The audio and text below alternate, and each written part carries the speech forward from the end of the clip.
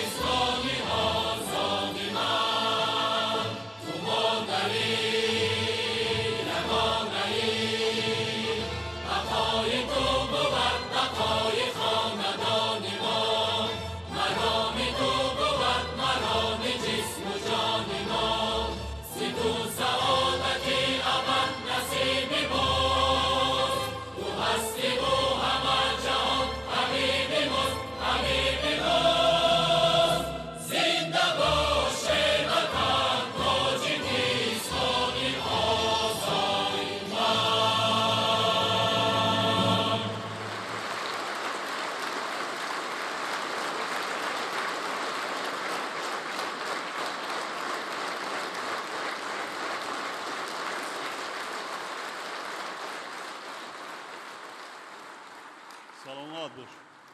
سلامت باش. سلامت شد.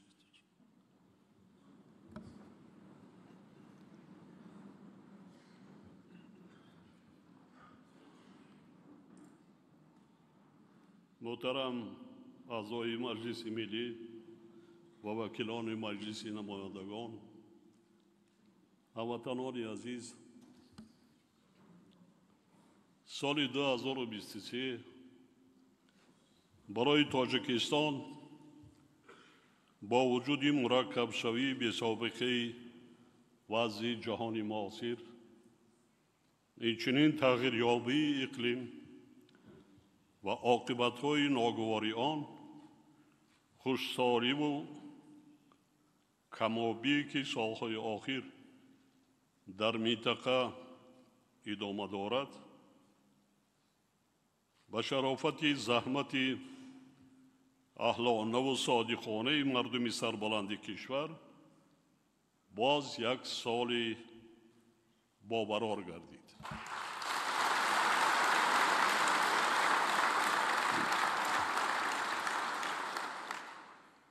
در همه ساحه‌های حیات جامعه پیشروی‌های نظررس به دست آمده، مجموع محصولات داخلی کشور نسبت به سال گذشته 8.3% زیاد گردید و با بیش از 130 میلیارد سومانی رسانیده شد. قسمت درآمد بودجه دولتی 102.5% تامین گردیده. دولت و حکومت مملکت جهت اجرای عهده‌داری‌های اجتماعی خود و حل مسائل وابسته به رشد ساهای اقتصادی و اجتماعی کشور تدبیرهای مشخص را راه اندازی نمود. با این مقصد تنها از حساب بودجه دولتی بیش از 40 میلیارد سامانی روانه کرده شد که نسبت به سال 2022 50.3 میلیارد سامانی زیاد می باشد. تا این سالهای آخر توجه اولین درجه حکومت مملکت با مسئله پیشگیری کردن تأثیر خفای احتمالی به اقتصاد ملی، استفاده ثمرناک اختیارهای موجوده، صنعت کنونی کشور و تأسیس جایهای کاری روانه کرده شد. ما همچنین تشکل اقتصاد سبز، صورت بخشیدن روند رقمی کنونی اقتصادیات، انکشاف نیروی انسانی، بلند برداشتن رقابتناک محصولات وطنی، تقویت امکانیت‌های صادراتی مملکت و بهتر گردانیدن صفت خدمت‌رسانی‌های اجتماعی را از جمله مسائل ارزشناک اعلان نمودیم. صرف نظر از تأثیر عامل‌های منفی سالهای آخر از جمله پنه‌شوی بیماری سیروتی کووید 19، نزاع‌های تجارتی، مناقشه‌های منطقوی، خللدار گردیدن نظام مناسبت‌های بین المللی اقتصادی و مالیوی و تأثیر بی‌واسطه آنها به اقتصاد ملی به ما میسر شد که نشان دهنده‌های رشد را در این مرحله حساس تأمین نمود. در 7 سال آخر سرعت رشد اقتصاد ملی به حساب میانه 7.5% را تشکیل داده، حجم مجموع محصولات داخلی 1.5 برابر زیاد گردید.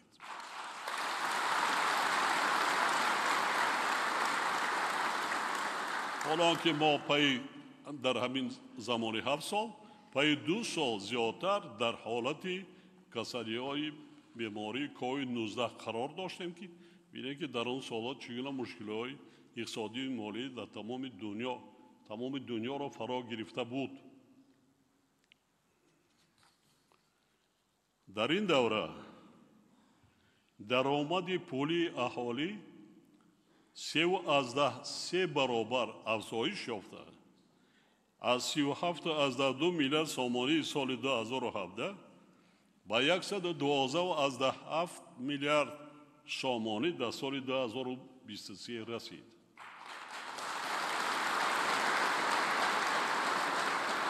مزد میانه مهنت بیش از 2 برابر و اندازه نفقه نهایی 1.9 برابر زیاد گردید.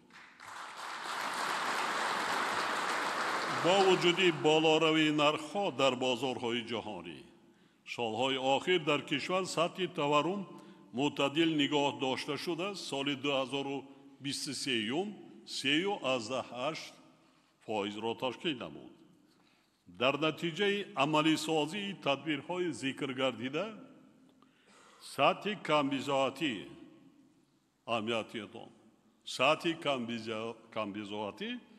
از 29.5% سال 2017 تا 21.2% در سال 2023 کاهش داده شد.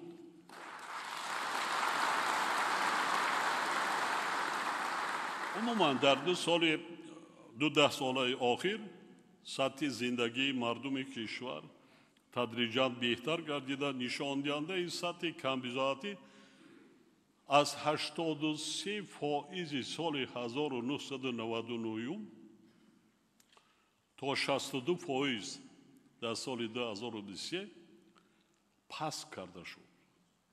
این کاری آسان نیست. 62%. مردم کلانسال ما شما اونایی که سن سال کمتر بلندتر داریم در خوب در یاد داریم در کدام شرایط باز چگونه زندگی داشتیم. با مقصد ادامه دادن این روند با حکومت مملکت سپارش داده می شود که جهتی در 7 سال می بعده تا به 10% پس کردن سطح کمبزاعتی چاره‌های مشخص را عملی نماید. ما این کار را کرده می توانیم در صورتی که ما با مسئولیتی بلند چگونه که سال 23 کار و فعالیت کردیم ادامه دهیم.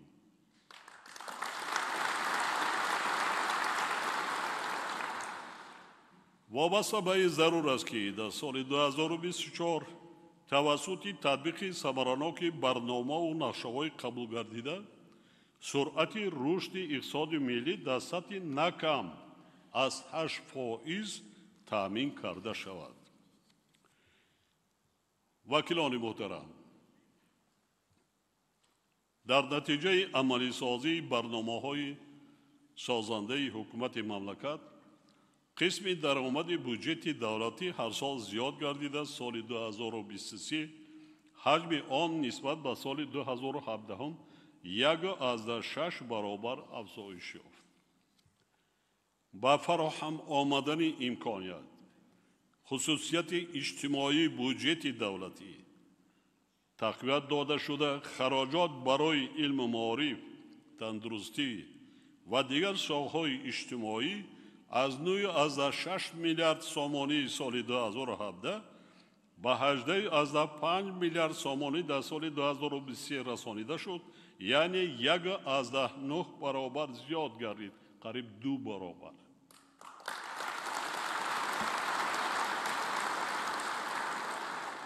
در 7 سال اخیر از حساب بودجه دولتی برای دستگیری گروه‌های آسیب پذیر اهالی توسط پرداخت نفقه، کمک پولی و جبران پولی ها، نگهداری مؤسسه‌های حفظ اجتماعی و عهده‌داری های دیگر زیاده از 21.9 میلیارد سامانی از جمله تنها در سال 2023 4 میلیارد سامانی روانه کرده شد.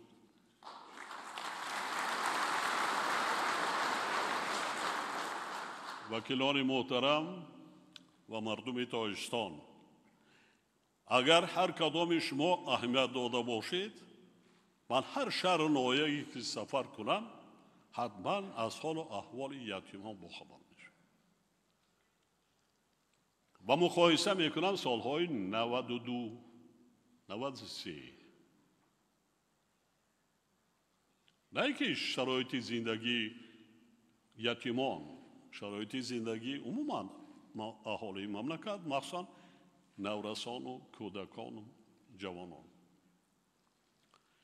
امروز در یگان مکتب اینترنت و یتیمخانه های ما از لحاظ مبلغ‌زاری، تأمینات به همه چی یتیمان ما خود را حتی یتیم احساس نمی کنند. در غمخواری و دارند.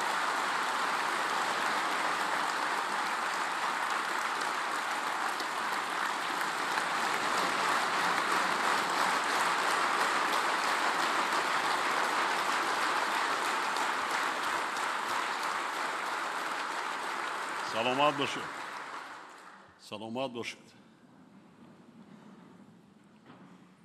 در این دوره تنها جهت پرداخت کمک عنوانی اجتماعی برای عائله‌های کم‌بزاد و کودکان معیوب، اینچنین جبران پولی یک وقته به شهروندان از فلاکت‌ها ضرر دیده 2 میلیارد و 70 میلیون سامانی روانه کرده شده است.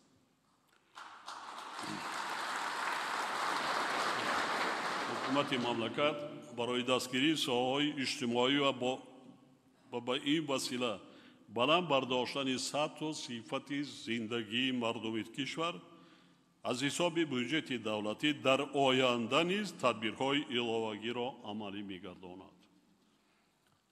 در 3 سال بعد حجم عمومی خراجات بودجه دولتی به ساحه‌های اجتماعی افزایش داده شده. به این مقصد 61 میلیارد سامانی روانه کرده میشه.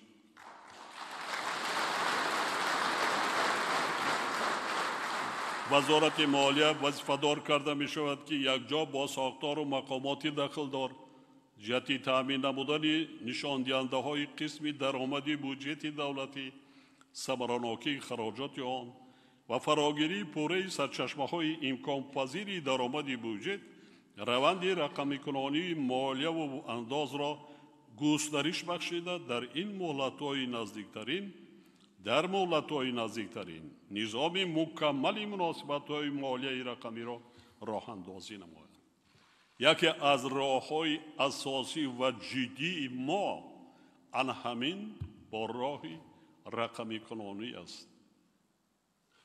мо метавонем агар ҳаминро мо ҷорӣ кунем дар кишвар қисми даромади бюҷети давлатро то 2 маротиба зиёд намоем.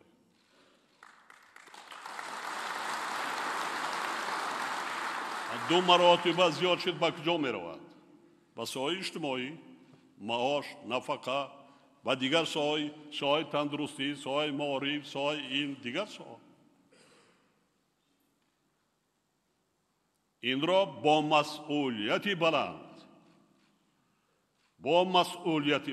тамоми хизматчиёни давлатӣ, тамоми сохтору мақомоти давлатӣ яке аз вазифаҳои асосии мои шумо дар ҳамин 1-2 соли баъди паём аз ҳамин иборат аст. вазоратҳои молия, рушди иқтисод ва савдо, бонки миллӣ ва дигар вазоратҳои идораҳо дар 2 соли мебаъда низоми пардохтҳои ғайри нақдиро дар ҳамаи соҳаҳо аз ҷумла нуқтаҳои савдову хизматрасонӣ пурра ҷорӣ карда ҳамгироии фаъолиятро дар ин самт таъмин намояд. ман махсус ғайри нақдиро то ҳамин давра нагузоштам. акнун вақти расидааст ки мо ба технологияи ҳозиразамон ба худи қадам гузоштан бо авзои ҷомеаи ҷаҳонӣ тамоми дунё ба ҳамин гузаштааст. мо низ бояд аз ин қафо намонем. шарт нест қарзи кора пури доллар карда ба хориҷа барем ё ки ба гирифта дар ҷои дигар ҳаст монде дар бонк гузарондем. ҳам бехатар, ҳам иқтисодиёти мамлакат рушд мекунад. мо ина мардумро аввал ки худамон бояд дарк кунем ва дигар ки мардумро насфаҳмонем. ин яке аз роҳҳои асосии пеши роҳи шиддати коррупсияро аз байн бурдан аст, ришакан кардан аст.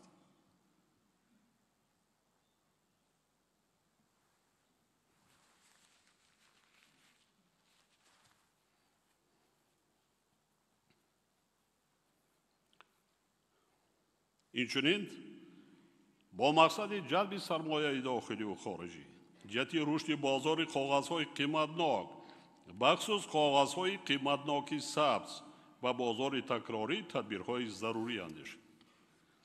соли 2023 дороии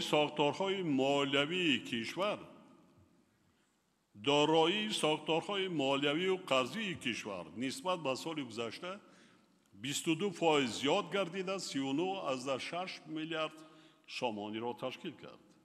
соли ҷорӣ пешниҳоди қарзҳо аз ҷониби низоми бонкӣ дар муқоиса бо соли 2022 31,1% афзоиш ёфта ба 18,5 миллиард сомонӣ баробар гардид.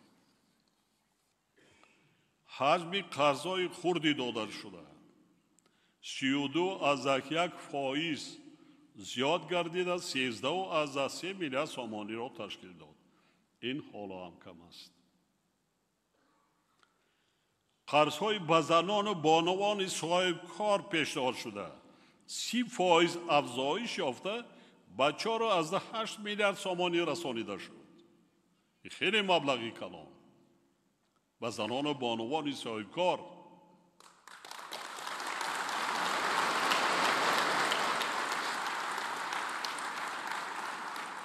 ҳаминҷо саволе ба миёд меояд ба он падару модароне ки духтарони худро ба мактаб ба хондан монеа эҷод мекунанд. ва бинетон бонавоне занҳо духтароне ки ба соҳибкорӣ машғул аст чӣ қадар маблағ имконият дорад ва 100 зифати зиндагии худро беҳтар кунанд. وقتی سواد دارد، وقتی دانش دارد و زبانهای خارجی را می‌داند، کوشش میکند از سیب که نو میبرارد، شوهر دمیکم فکر میکند که مشکلیش آسان میشد. برعکس برای بیان پدر و مادر گفتند از وقتی که تولد کردی تا نفسی واپسین زحمتش میکشی. خب با شوهر بیتی، شوهر دادی با نبیردار میشوی، با ابیردار میشوی که از فرزندات شیرین تر. چی غمی آنها را نمیخوری؟ فکر نمیکنی؟ خراجات نمیکنی؟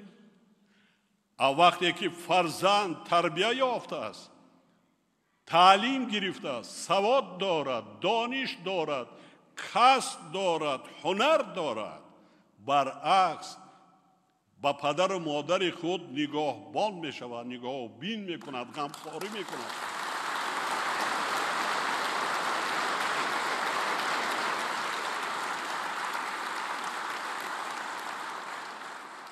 بعضا هستن خرافات پرستان، چیکار میکنند؟ مرا دختری ما چیکار میکند؟ و بینید ما در عصر زمانه علم و تکنولوژی جهانی معاصر زندگی کرده، پیشرفته ایستادیم. هر روز بینید در دنیا چقدر پیشروی‌های علمی تکنولوژی است.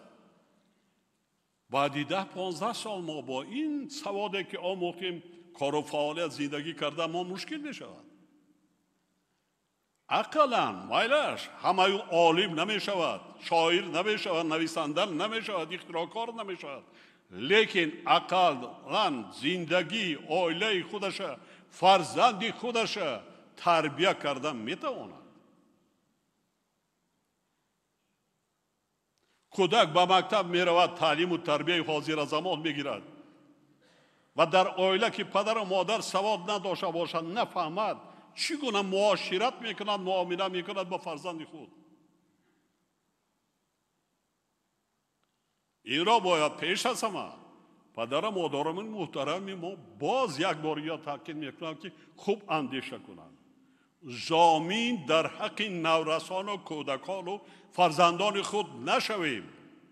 آینده آنها را فکر کنیم، آینده خودی ما نه، آینده فرزندا نبیرا ابیرا را فکر کنیم، تربیت کنیم، شرایط مهیا کنیم.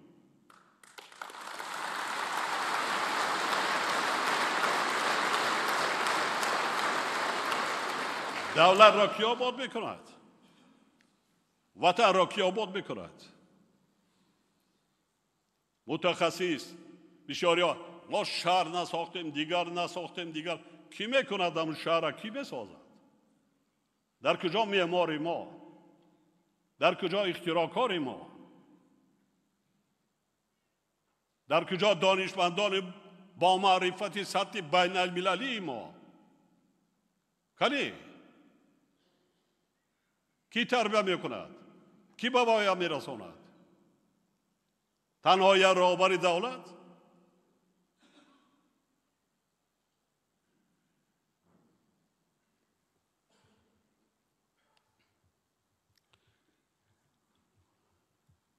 در این دوره من در این موضوع پایان‌تر ایستاده میگذارم، تعلیم میکنم، هم برای شما هم با مردم تاجیکستان.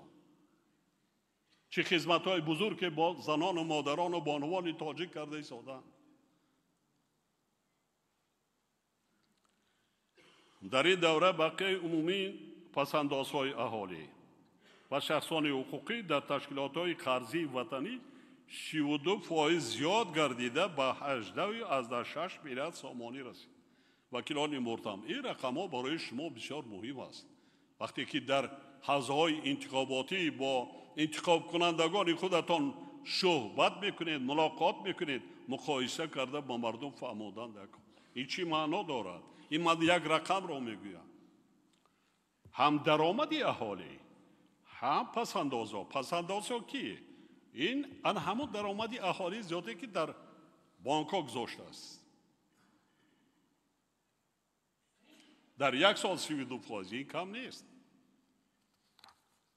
بانک ملی و تشکیلات‌های قرضی را ضرور است که در سمت دریافت منبع‌های علاوه‌ای مبلغ‌زاری و در این زمین از یاد کردن پیشنهاد قرض‌های درازمدت دسترس و با فایز پست اینچنین پورا جاری نمودن نظام رقمی خدمت رسانی‌های بانکی در همه منطقه‌های کشور و استفاده وسیع تکنولوژی مالیوی تدبیرهای علاوه‌ای اندیش.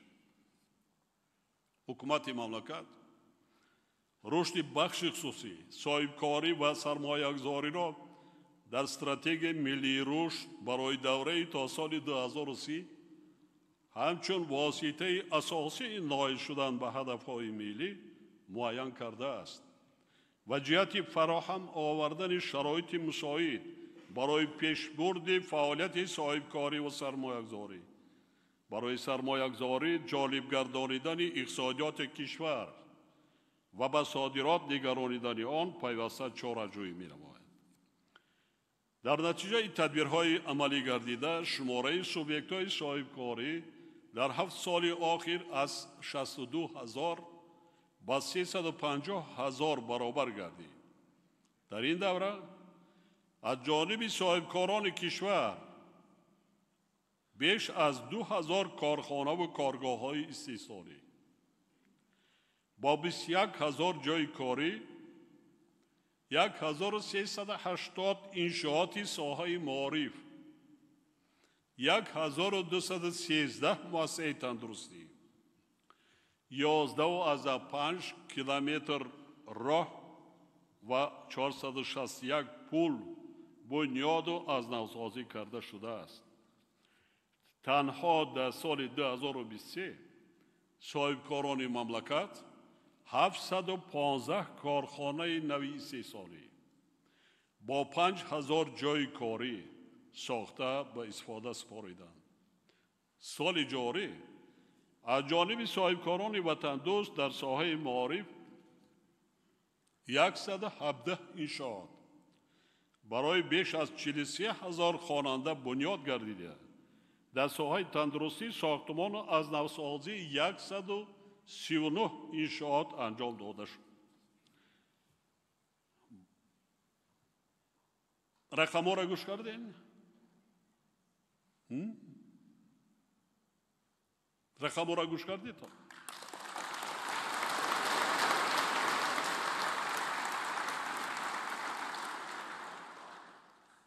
آن کارهای سازندگی که صاحبکاران باننگ ناموس مملکت انجام داده ایستادند ما آن را از بودجه دولت به این اندازه نکردیم.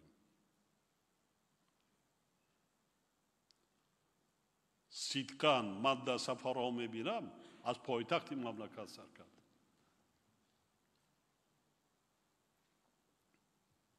جایهای کاری تأسیس داده حالا مقایسه میکنیم با دوره سالی 91. با استفاده از فرصت به همه صاحبکاران و سرمایه‌گذاران باننگ ناموسی کشور برای تشبس‌های سازنده‌شان به خاطر آبادی و پیشرفت وطن محبوبمان منتداری صمیمی ایثار می‌نمایم.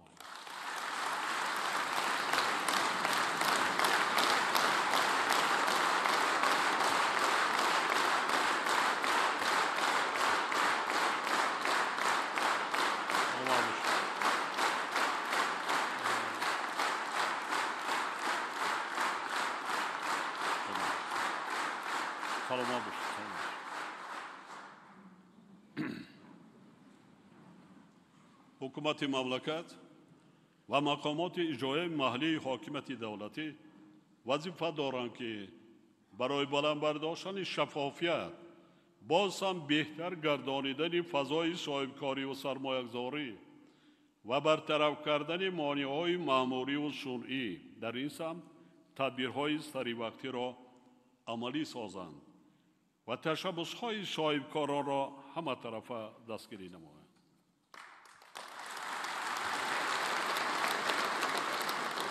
دوستان عزیز، جای یگان مخفیش نیست. شما دیدین دوامی سال. من یک رقم را با جای شما میگم.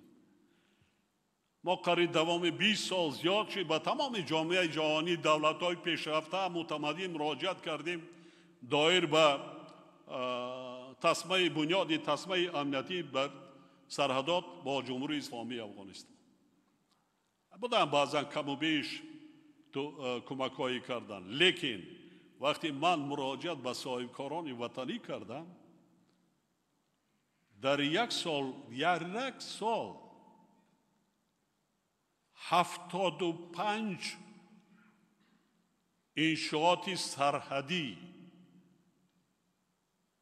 از آن جمله دیدبانگاه‌های سرحدی به درجه عالی در سرحدی تاجیکستان و افغانستان بنیاد کرده شد دیگر ما از گردنکجی محتاجی طلبیدنی بیرون شدیم چگونه آفرین نمیگوید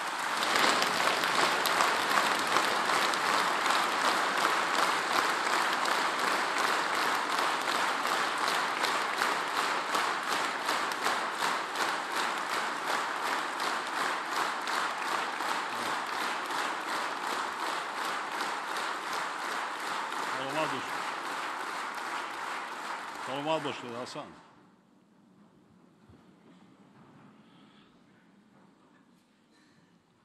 من به این اشاره به آن کرده ایستادم که ما اعضای حکومت رهبران ولایت و شهر نایاب و دیگر ساختار و مقامات حفظ حقوق نظامی قدرت دیگر یعنی در خاطر داشته باشید جای کاری را کی معین میکنه انشاءات اجتماعی را اساساً کیا بنیاد کرده است حتی امروز کمک دست درازی یا رسان کرده ایستادن در بنیادهای انشاءات نظامی و حربی دیگر کی صاحبکاران وطنی صاحبکاران باننگ ناموس این از زیادتان فراموش نسازید برعکس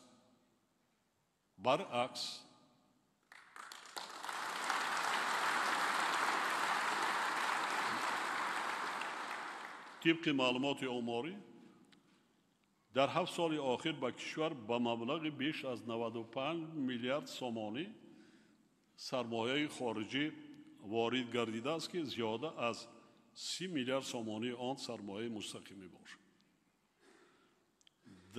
این کم هم باشد لیکن قدم به قدم رفته ایستاده 95 میلیارد این 9.9 میلیارد دلار در 7 سال این کم نیست با پایانتر ایستاده میگذارم حالا چقدر لایه عملی شده ایستادند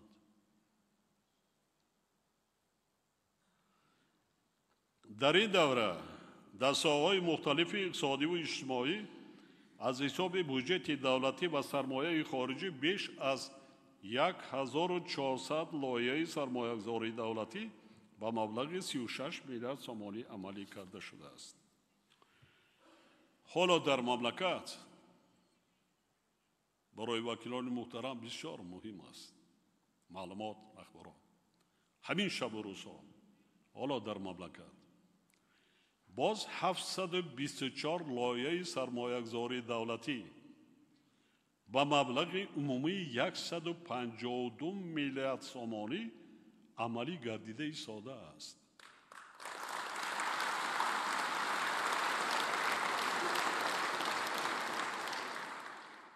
طبق استراتژی ملی رشد کشور برای دوره تا سال 2030 حجم سرمایه مستقیم تا سال 2026 نسبت به مجموع محصولات داخلی تا 10% رسانیده شده.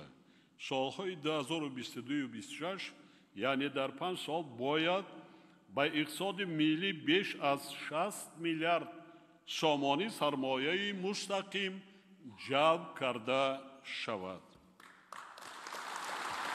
این ما زحمت کشیدن نمانده کار. سال 2023 برای تشکیل استحصالات نوی صنعتی وسیع‌گردانی فاندهای اساسی و برآمدن استحصال محصولات نو و رقابتناک از حساب سرمایه خارجی و مبلغ کارخانه ها زیاده از 7 میلیارد سومانی روانه گردیده است که نسبت به سال 2022 1.5 برابر زیاد می باشد.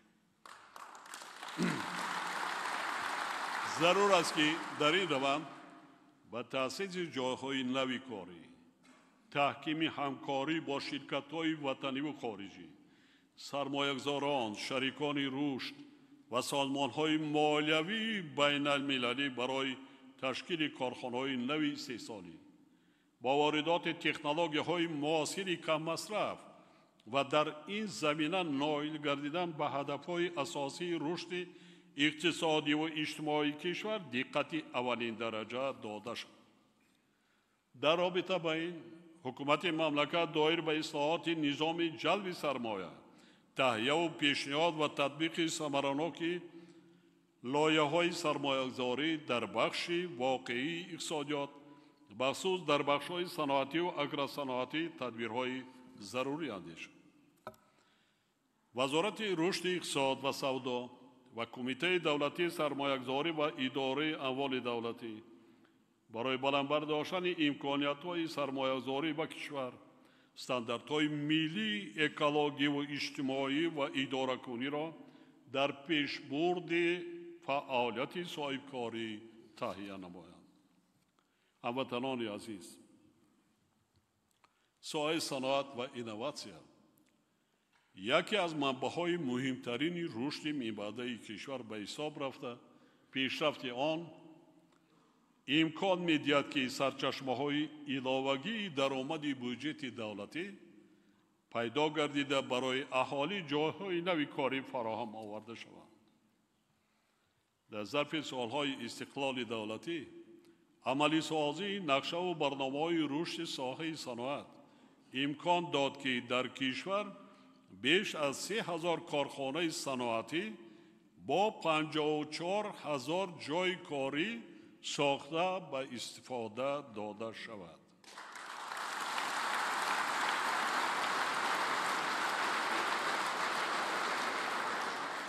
تنها برای اقتدارهای صنعتی نو بنیاد شده در زمان صاحب اسلام ما 800 مگاوات قوه برق را به سایه همین صنعتی نو روانه کرده، بنیاد گردیده روانه کرده، طلبات زیاد شد. در 75 سال گذشته تا سال 1991 در جمهوری همگی 358 کارخانه صنعتی و 33,000 شماره کارگران بود. خودتان مقایسه کنید.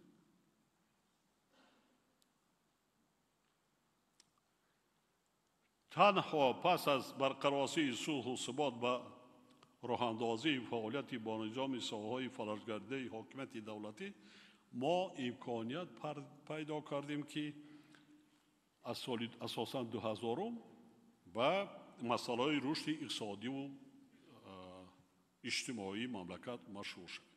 یعنی ما با رشد اقتصادی مملکت از سال 2000 همگی 23 سال پیش شروع کردیم. جنگ شرمنده کشور ما را به زیاده از 50 سالها قطع پرداخت. در همه سمت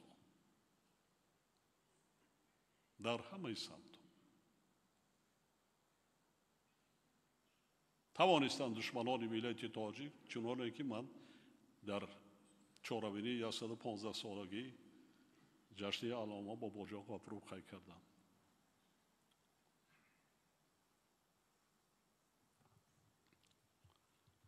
با در نظر داشت اهمیت بزرگ ساحه صنعت در رشد میانبرده مملکت ما سالهای 2022 2026 را سالهای رشد صنعت اعلان نمودیم. جهت عملی سازی این اقدام طی 2 سال اخیر در کشور بیش از 1200 کارگاه و کارخانه نوی استحصالی با 11,000 جای کاری تأسیس داده شده است.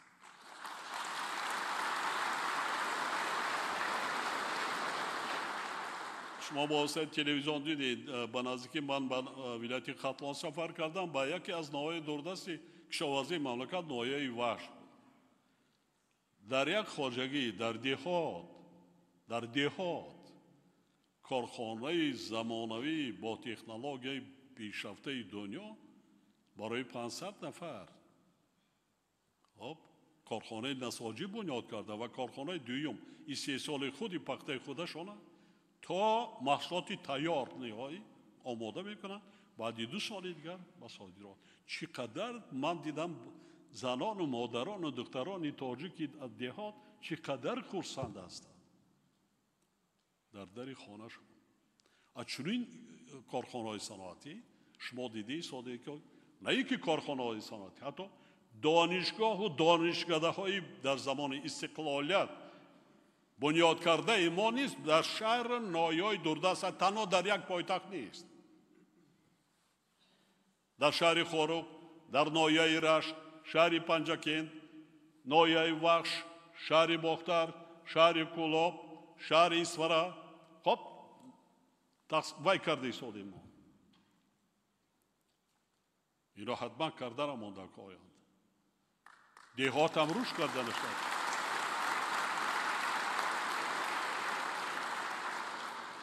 این گونه انشاءات ها بس بلند برداشتن سطح معرفتناکی مردم بسیار کمکی اولی درجه میرسد.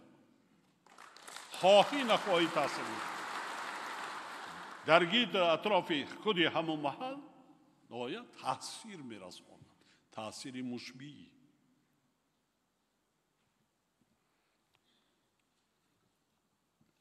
سال جاری حجم استحصال محصولات صنعتی نسبت به سال 1992 4.6 برابر افزایش یافته با زیاده از 46 میلیارد سومانی رسانیده شد. تنها در 7 سال اخیر این نشان دهنده 2.4 برابر زیاد گردیده است. با وجود این در روند صنعت و کنونی با صورت کشور یک قطار مسائل حل طلب از قبیل فرسوده شوی تجهیزات، سطح پستی رقابتناکی محصولات و گوناگون سمتی آن نارسایی مبلغ‌های گردان کارخانه‌ها و کادرهای بلندساز وجود دارد. همچنین تاکید می‌نمایم که سال جاری صادرات محصولات صنعتی تمایلی کاهش‌یابی پیدا کرده است. سال 2022 صادرات محصولات صاحب به 22.8 میلیارد سومانی رسیده بود، ولی در سال 2023 این نشان دهنده همگی 18.5 میلیارد سومانی را تشکیل کرده 19% کم گردیده است. از این رو حکومت مملکت، وزارت صنعت و تکنولوژی نو و مقامات اجرایی محلی و حاکمیت دولتی را ضرور است که افزایش نظررس حجم کارکرد و محصولات به صادرات نگرانیده شده، بلند برداشتن رقابتناکی و گوناگون سمتی استحصالات، جایگیر کنانی ثمرناک اقتدارهای استحصالی و تأسیس مجمع‌های صنعتی را تامین نماید. وزارت صنعت و تکنولوژی نو یکجا با رئیسان ولایت‌ها و شهر نایه‌های مملکت بر رشد صنعت سبک، خوراکواری، هنرهای مردمی به این وسیله برآمدن کارکرد پوره اشیاء خام وطنی و با جایهای کاری تامین نمودن اهالی کشور خصوصاً جوانان و بانوان اعتباری مخصوص دهند. وابسته به مسائل ذکر گردیده حکومت مملکت وظیفه‌دار است که دایر به تکمیل نظام آماده نمودن متخصصان برای بخش واقعی اقتصادیات با در نظر داشت افضلیت‌های ساحوی، تأسیس مجموعه‌های صنعتی، اگرصنعتی و خدمت‌رسانی تدبیرهای مشخص را راه اندازی نماید. طوری که هموطنان عزیز ما مشاهده می‌کنند سالهای اخیر تغییریابی اقلیم در مقیاس سیاره به مشکلی اولین درجه تبدیل یافته. تاجیکستان را نیز تحت تأثیر منفی خود قرار داده است. در کشور ما هر سال آفت‌های طبیعی از جمله خشکسالی، آمدن سیل، فرآمدن ترمه و یرش به اهالی و اقتصاد ملی ضرر زیاد می‌رسانند. بنابراین با مقصد استحصال انرژی سبز رشد اقتصادی سبز و پس کردن پرتو گازهای گلخانه‌ای ضرور است که در سمت سرمایه‌گذاری دولتی و رقمی کنانی حفظ محیط زیست تدبیرهای علاوه‌ای عملی کرده شود. در رابطه با این سریداره گیولوژی با استفاده از نتیجه‌های به دست آمده مهندسی و گیولوژی و با نشان دادن منطقه‌هایی که زیر تاثیر عامل‌های خطرناک طبیعی قرار دارند، اطلس روندهای اگزوگنی و گیولوژی کشور را تهیه و با حکومت مملکت پیشنهاد نماید.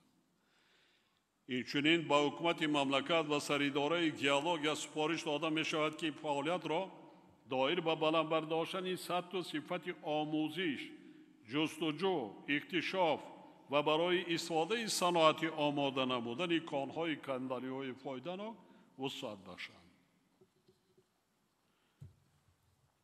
برای آموزش من پیشنهاد میکنم که با جلب متخصصان کشورهای خارجی در این سمت ما هم تکنولوژی و هم متخصصان بسیار سایقاس در این جاده در ساحه گیولوژی کم هستند.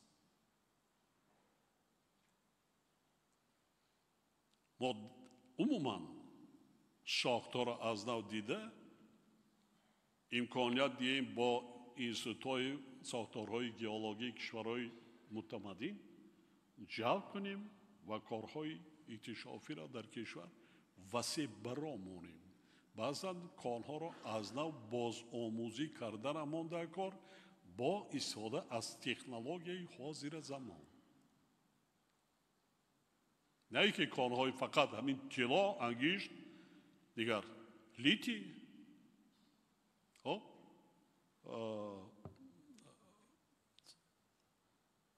چلانسو بیبایی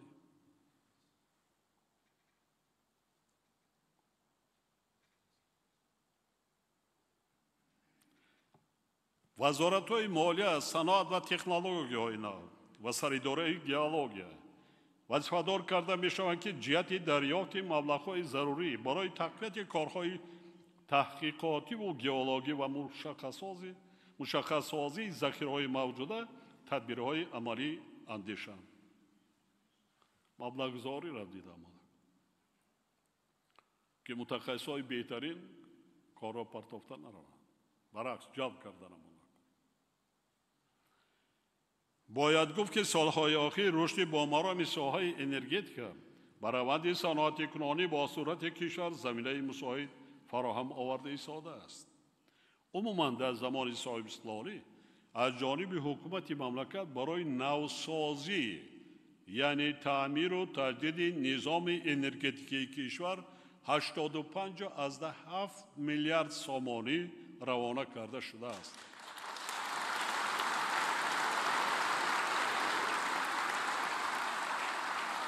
دوستانی عزیز، من زبانی دقتی میفهمونم که مردم هم فهمند چی معنا دارد. ما پیش از که به بنیاد نیروهای برخی نه بنیاد نیروها شروع کنیم، ما مبلغ را سرمایه های دولتی را جلب کردیم و انا همین برنامه‌ای که من حالا نامبر کردم.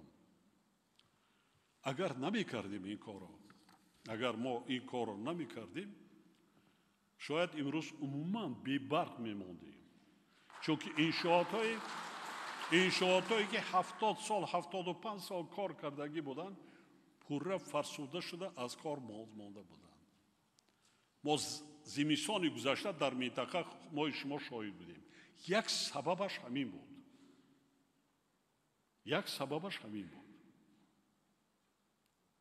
8.5 میلیارد قریب 9 میلیارد دلار ما برای تجدید و از نوسازی روان کردیم.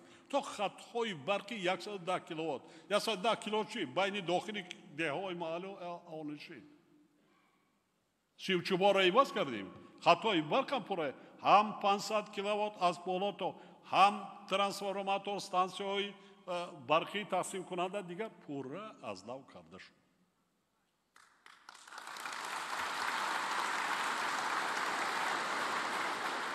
در این دوره تنها برای از نوسازی نیروگاه برقی آبی عمل کننده بیش از 11 میلیارد سامانی روانه گردیده.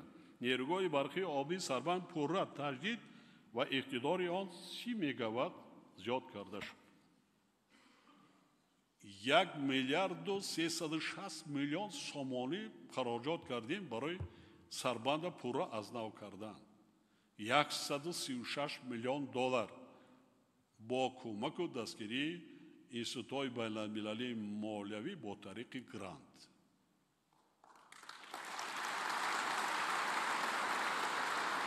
با 40-50 سال دیگر نیروگاه برقی آبی سربند کار و فعالیت خود پرره همه پرره از نو شد. این چنین حالا تجدید نیروگاه نارک و قیراقم با مرام ادامه داشته. بعد به انجام رسیدن کارها اقتدار آنها در مجموع 423 مگاوات افزایش می‌یابد. قریب 1.1. نقطه مهم این است که نیروگاه ذکر شده بعد از نوسازی به مردم تاجیکستان باز 10 سالهای دیگر خدمت خواهند کرد. حکومت مملکت با در نظر داشت فراوانی ذخیره‌های هیدروانرژیکی، اقتدار بزرگ استحصال انرژی سبز و صادرات آن در جاده نائل گردیدن به هدف استراتژی خود رسیدن به استقلال انرژیتی قدم‌های استوار گذاشته ایستاده است.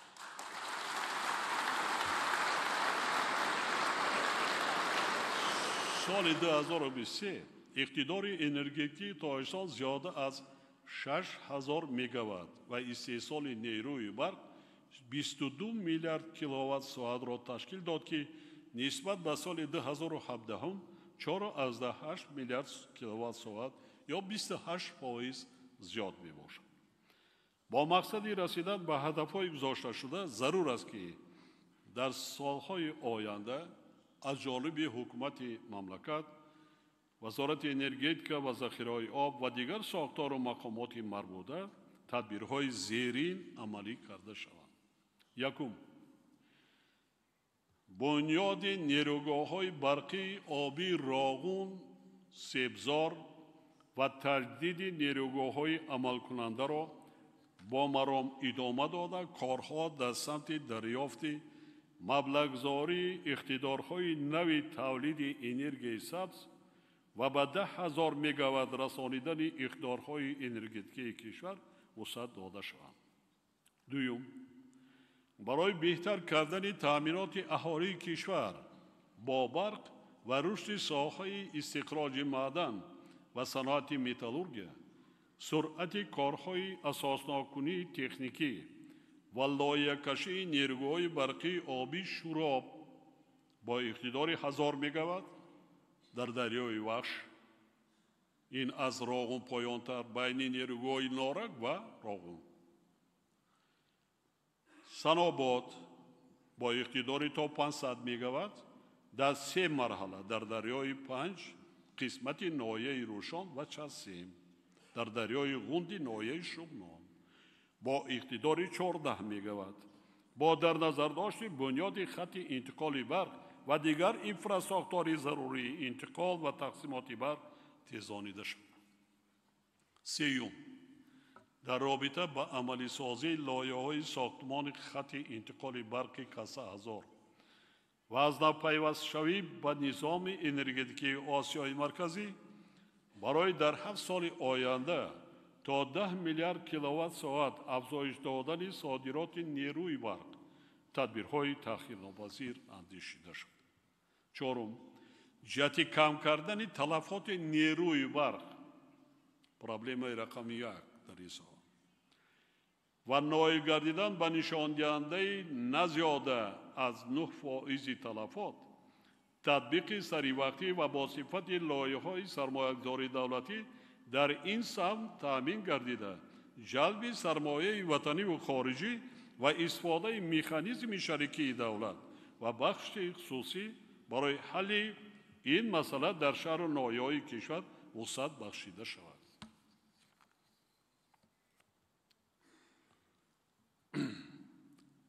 در یک ناحیه بزرگترین شهر دوشنبه نایه سینا با تشبوس رهبریت حکومت شهر این کار را انجام دادن. 27% تلفات نیروی برق کم گردید.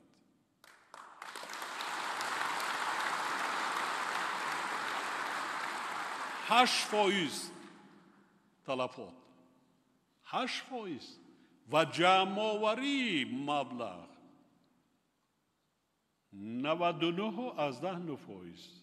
فکر میکنم دارم برمی‌گردم. حالا این کار در دیگر شهر و نواحی مملکت نیست. انشاءالله با شهرهای اساسی را به انجام دهیم. تلفات خیلی پس میشه. تلفات چی است؟ ما قریب 3 میلیارد کیلووات ساعت در مجموع نیروهای برقی آبی سنگ‌توده 1 و 2 تلفات شده ایستاده است. اگر این را پس کنیم، همین قوه برق بسنده است با اهالی امروزه مملکت. 24 ساعت مردم برق میگیرند.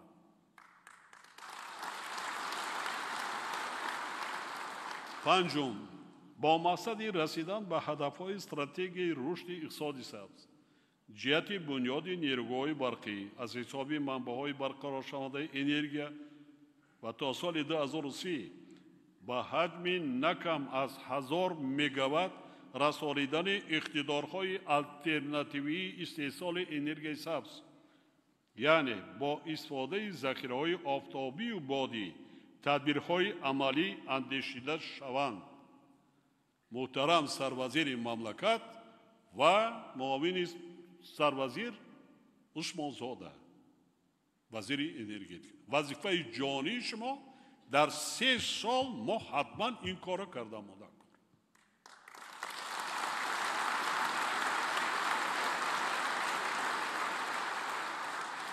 یعنی کمابی خشسالی بینه 3 ماه است بارشات نیست. اگر تو در تابستان آب نشود چیکار میکنیم؟ نیروگاه‌های ما به آب کار کرده میتواند؟ نه. ما اقتدارهای آلترناتیوی نیز داشته باشیم. ششم، کارها در سمت گزارش با تجهیزات کم مصرفی برقی در انشاءات اقتصادی و اجتماعی و استحصالی و کمونیکاسیونی مملکت و رعایت مدنیت بلند استفاده نیروی برق از جانب اهالی تقویت بخشیده شوند. من با صاحبکاران و تاجران مراجعت میکنم که با آوردن قندیل ها لیوسترو منابخیری لیوسترو میگه قندیل میگه در دنیا این چیزا رفت از بین رفته ایستاده است. در بازارها کسی نبگیرد، نرخش بزدهد پایان شده، ولی که نیست. در دنیا برق بینویت قیمت شده ایستاده است. استحصالش که قریب با در نظر داشت رشد انرژی سبز نه هر یک عائله، نه هر یک دولت، حتی در مهمانخانه‌های انشاءات‌های بزرگ دنیا این قندیل‌ها استفاده نمی‌کنند. صاحبکارا تاجرای ما چی؟ اندیشه نکرده آورده فکر میکنم ما مبلغ درآمد میگیریم. نه، مردم دیگر این قندیل‌ها رو نمیخرند. نرخ خواهیم نخواهیم سال به سال نرخ قوه برق بلند می شود. اگر بلند نگردد یک راه تأمینات انا همین حاضر همین است. در دنیا از همه ارزانترین گویم که قوه برقی که به اهالی می بخشند این تاجیکستان است. این خیلی در دنیا نیست.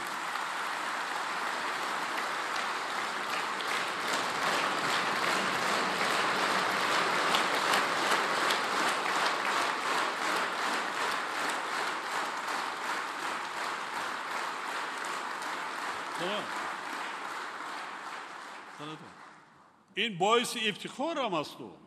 لیکن از لحاظ شرکت برق تاجیک بانکرات شده است. نیروگاه راغون دیگر نیروگاه حسابی چی میست بنیاد میکنیم؟ حسابی چی؟ درآمد خود قوه برقی که ما باید میکنیم با معاش کارمندان سیستم برقی نمیرسد. با این دولتداری کرده میشه؟ نه. با مرور زمان خواهیم نخواهیم ما این نرخ قوه برق رو بلند خواهیم کرد. دیگر راه دیگر نیست.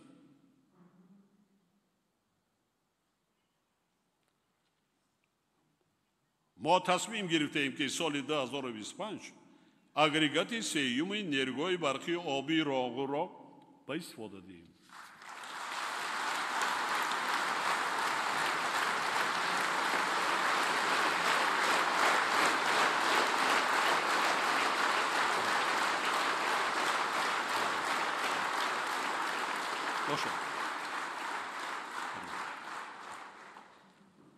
با این مقصد در سال 2023 از حساب بودجه دولتی بیش از 5 میلیارد سامانی روانه گردیده.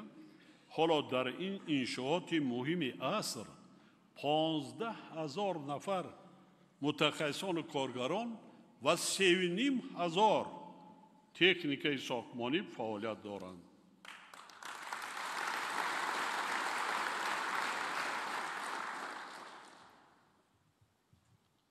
$15,000 5,000 کارگر دیگر نمیرسد.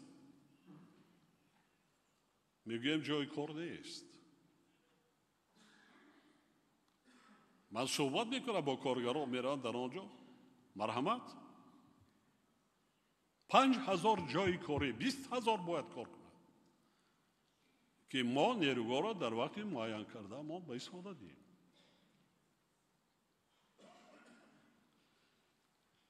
خب با عملی سازی تدبیرهای ذکر شده سال 2032 استحصال برق در کشور پوره از حساب منبع‌های برقرار شونده یعنی 100% با انرژی سبز تامین گردیده.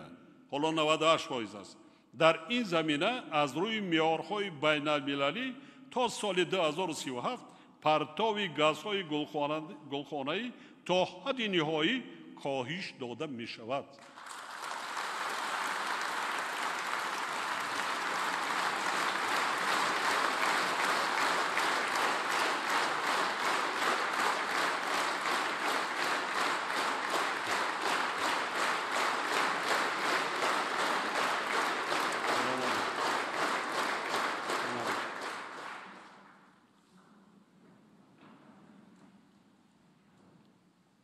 من مراجعت به جامعه جهانی مخصوصا سازمان ملل متحد و دیگر سازمان‌های بین المللی مراجعت کرده میرسانم.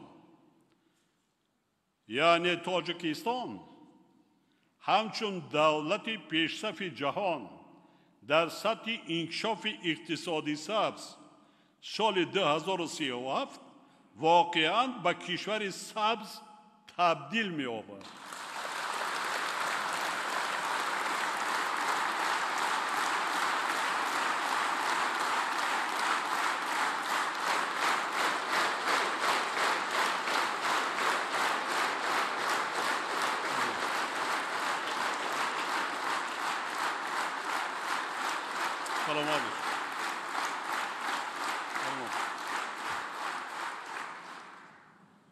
حالا کشور ما از روی فائز استحصال برق از منبع‌های برقرار شونده در جهان در جای ششم قرار دارد.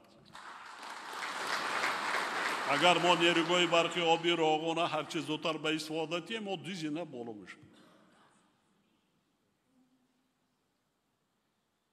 بسیاری دولت‌ها در کنفرانس‌های بین‌المللی من در کاپ 28 دیگر ما عهده‌دار شدن که تا سال 2050 30% کم میکنن 40% میکنن 50% کم میکنن اما 100% در سال 37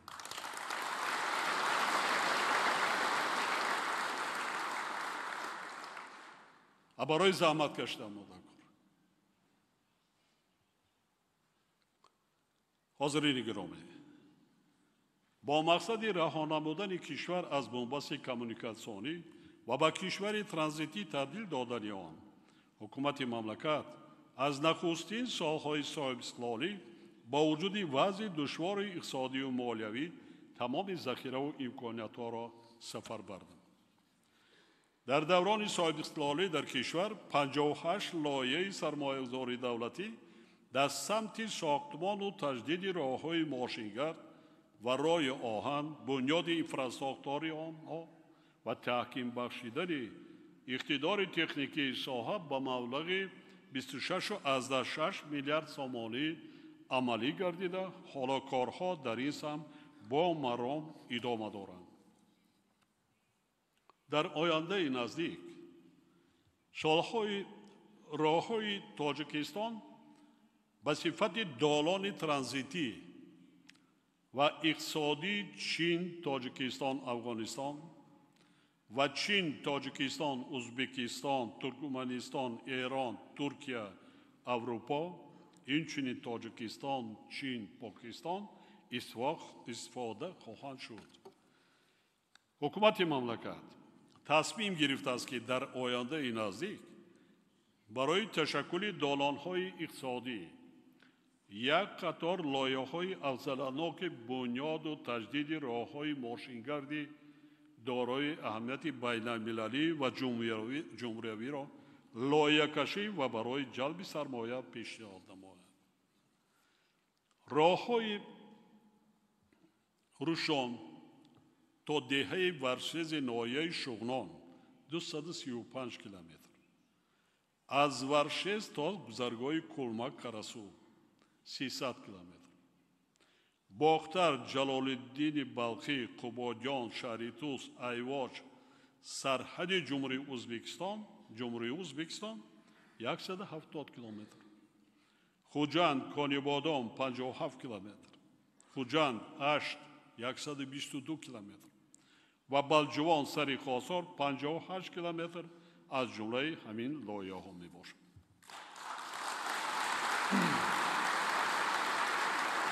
امروزها در ساحه نقلیات 17 لایحه دولتی سرمایه‌گذاری و مبلغ بیش از 13 میلیارد سامانی عملی شده ایستاده است.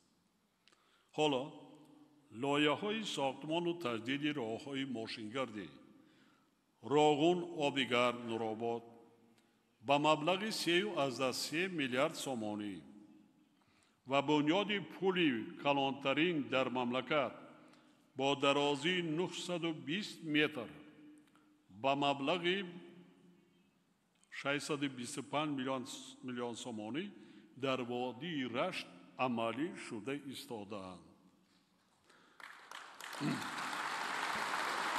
اینچنین تطبیق لایحه‌های بنیاد راه‌های بیک‌آباد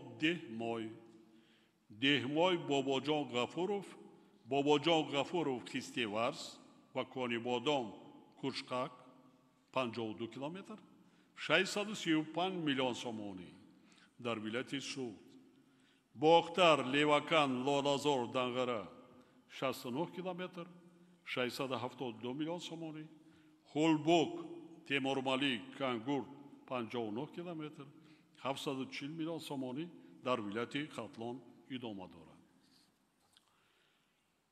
همزمان با این در ولایت مختار کوهستان بدخشان تجدید و برقرارسازی راه ماشینگرد قلعه خم ونج سرحد ناحیه روشان 93 کیلومتر با ساختمان دو نقل با درازی 5.2 کیلومتر با مبلغ 2.2 میلیارد سامانی، ساختمان دو پل با درازی 283 متر از بالای دریاهای غوند و شارف دره 4.5 کیلومتر راه و دالان‌های زیدی ترمه 550 متر با مبلغ 342 میلیون سامانی ادامه دارد.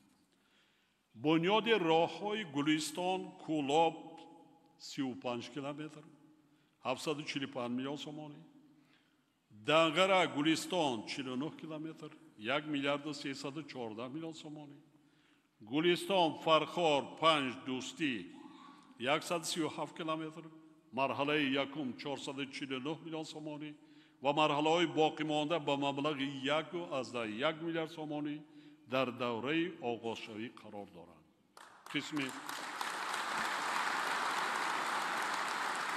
قسمی زیاد این لایحه‌های نامبرکردگی سال آینده شروع می‌گردند. سال آینده راه‌های کلانتری که حال ساخته ایستاده ما راه آبیگر یعنی راغون نورآباد مبلغ خیلی کلان است، غیر پل علایده آنچه نامبر کردم تا آخر سال آینده ساخته به استفاده داده می شود و راهی قلعه خم تا سرحدی نایه روشان 2 میلیارد و 200 میلیون 220 میلیون دلار ساخته تا آخر حساب به انجام میرسد. راهی باختر دنگره اینم ساخته به استفاده میدهیم و راه های دیگری اینها رو نامبر کردم کارا شروع می. من این راه ها رو برای چی تا خورتنی نامبر کردم. همین قدر مشکلات پرابلم هایی که حالا هست ما اینا حتما در 3-4 سال آینده بنیاد کردم ما در کار با سطحی استانداردهای بین المللی رسانیدنمان در کار خواهیم که تاجیکستان رشد ترقیات داشته باشد رشد سیاحی شود دیگر انا همین کارا در ساحه کمیونیکاسیون باقی مانده است که ما اینا حتما هر چیز زودتر به انجام رسانیدنمان در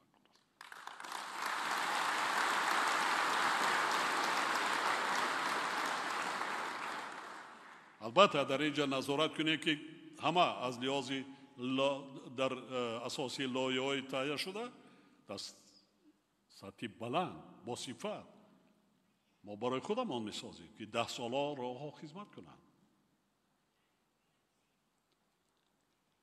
در 7 سال اخیر از حساب همه منبع‌های مبلغ‌زاری 82 کیلومتر راه ها با مبلغ 2 میلیارد و 235 میلیون سومانی از نوسازی شدند در شهر دوشنبه. در 3 سال آینده در شهر دوشنبه باز 40 کیلومتر راه‌های ماشینگرد با 7 استکاده با ارزش عمومی زیاده از 3 میلیارد سومانی ساخته به استفاده داده می‌شود. تنها در سال 2023 در پایتخت مملکت 16 کیلومتر راه‌های ماشینگرد با ارزش 700 میلیون سومانی بنیاد و به استفاده داده شدند.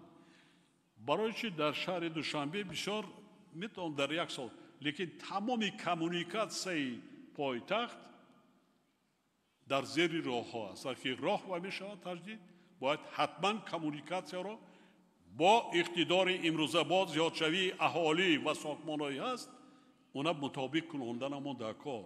برای همین از سرعت ساختمان گرچنده که پستر هم باشد لیکن من فکر میکنم که آن نقشه که حکومت شهر دوشنبه وای کرده است عملی سازد.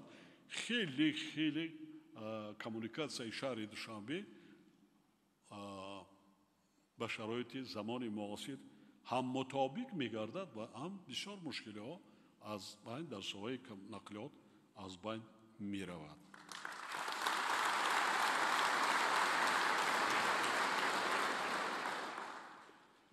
قابل ذکر است که سالهای آخر ساختمان و به استفاده دادن راه‌های محلی وسعتی تازه گرفته. تنها در سال 2023 از حساب همه سرچشمه‌های مبلغ‌زاری خصوصاً با سهم صاحبکاران و شخصان سخاوت پیشه با مبلغ زیاده از 300 میلیون سومانی قریب 1000 کیلومتر راه‌های محلی تجدید گردیده بنیاد و از نوسازی 41 پل به انجام رسیده است. ما تصمیم گرفتیم که با عملی سازی هدف‌های معین کرده امان در 5-6 سال آینده همه راه‌های بین المللی و جمهوری مملکت را پوره با معیارهای سطح جهانی مطابق گردانیم.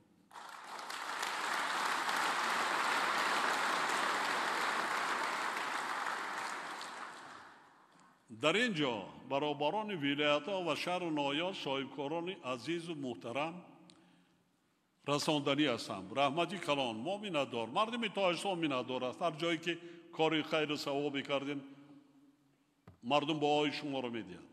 لیکن من بسیار خواهش میکردم که سراسیمه و به صفت نسازیم. بجای 1 کیلومتر 500 متر کنیم. لیکن با استانداردهای جهانی باید برابر باشد. راه را با صفت سازیم. روشن نمایی کنیم. کوچه‌ها را وسیع سازیم. آینده دور اندیشه کرده ماده کن. اهالی زیاد شده ایستاده است. نقلیات هم زیاد میشن. بینیتون تمام از نه اینکه در شهر دوشنبه دوردستترین شهر ناحیه ما رویتان در مرکز ناحیه شهرها مشکلات نقلیات است، تنبشوی نقلیات است.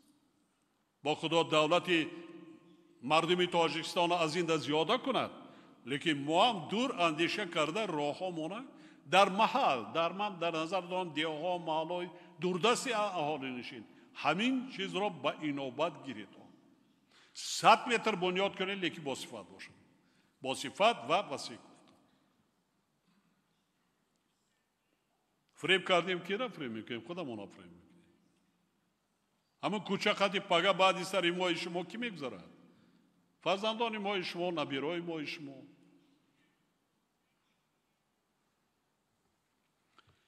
یعنی بنیاد راه‌های معاصر در آینده نزدیک به ما امکان می‌دهد که به هدف استراتژیمون با کشور ترانزیتی تبدیل دادن تاجیکستان نائل شده، رشد استوار اقتصادی و باز هم بهتر گردیدن شرایط زندگی خلق ما را تامین نماییم.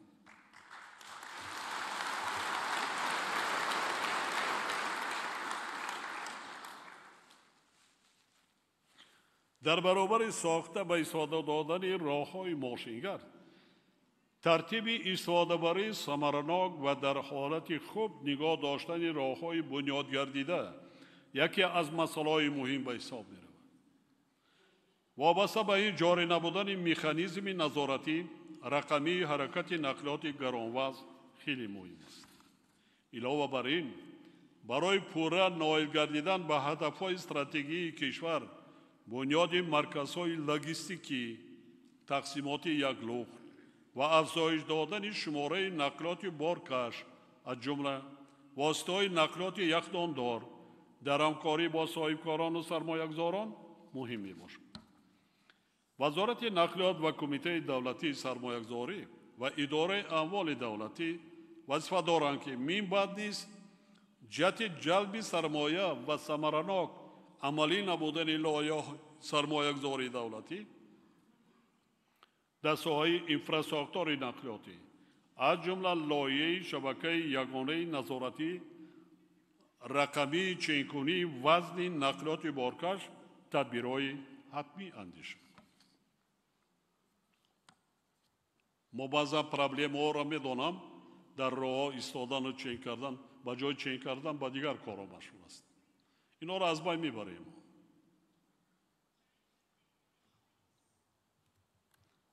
بر زمین وزارت نقلیات و خدمات گمرک را ضرور است که جهت وسیع نمودن گذرگاه‌های نزدیک سرحدی، تشکیل دالان‌های سبز با استفاده از تکنولوژی‌های رقمی و موافق استانداردهای معاصر بین‌المللی بنیاد کردن ترمینال‌های نزدیک سرحدی چاره‌جویی نماید. وزارت نقلیات و مقامات اجرایی محلی حاکمیت دولتی وظیفه دارند که جهت تکمیل استانداردهای اکولوژی و اجتماعی تهیه لایحه بنیاد و از نوسازی و استفاده راه‌ها با مقصد مطابق نمودن آنها با پرینسیپ‌های اقتصادی سبز، کبودیزار کنی شفت راه‌های ماشینگردی دارای اهمیت بین‌المللی، جمهوریوی و محلی تدبیرهای تأخیر ناپذیرنده شد. علاوه بر این، ضرور است که جهت رعایت قاعده‌های حرکت در راه، پیشگیری کردن صدمه‌های نقلیاتی، حفظ حیات و سلامتی شهروندان، بلند برداشتن مدنیت رانندگی و تازه نگاه داشتن شفت راه‌ها تدبیرهای مؤثر اندیشیده شوند. من در همین جا مراجعت به مردم تاجیکستان مخصوصاً رانندگان نقلیات مسافرکش و به مسافران محترم شهروندان جمهوری تاجیکستان مراجعت میکنم. شاید این فکر پیامم نبود، لیکن آن چیزی به چشم میرسد. نخواد که ما میگویم ملت تاجیک تمدن و فرهنگ بای غنی اینقدر قدیمه دارد. ما میگوییم که این جشن نوروز بین المللی این مال ماست که بیش از 6000 سال تاریخ دارد و جشن نوروز خود این زیبایی پرستی است، این تازه‌کاری است، این مدنیت بلند انسانی است. لیکن ما با چی تبدیل میتیم وقتی که در نقلات سواره با هوا میپرتویم به طبیعت، با دو طرفی راه شیشه های پلاستیکی که آب مینوشید یا سلفان هایی که چیزی که دارن دو طرفی شفتی راه را بینید. این مدنیت ملت تاجیک است، خلق تاجیک است. در شهر نایا آیا همین است؟ چرا در حوله خانه در خودتان نمیپرتوید؟ برای چی؟ خانه شما؟ دولتی کیست؟ دولت از خانه شروع می شود، از عائله شروع می شود. دولت این اصلان خلق است. خلق و دولت یکی. وطن کیست؟ هر شهروند میگذارد چی بها میدهد؟ چی؟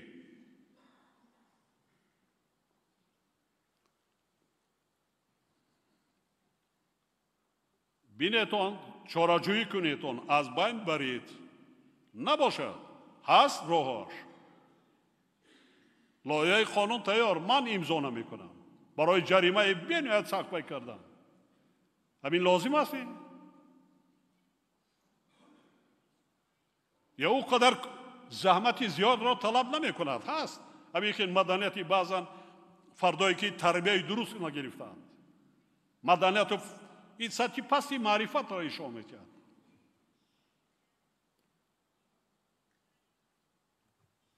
ما میگیم تاجیکستان را آباد میکنیم با همین اقدام.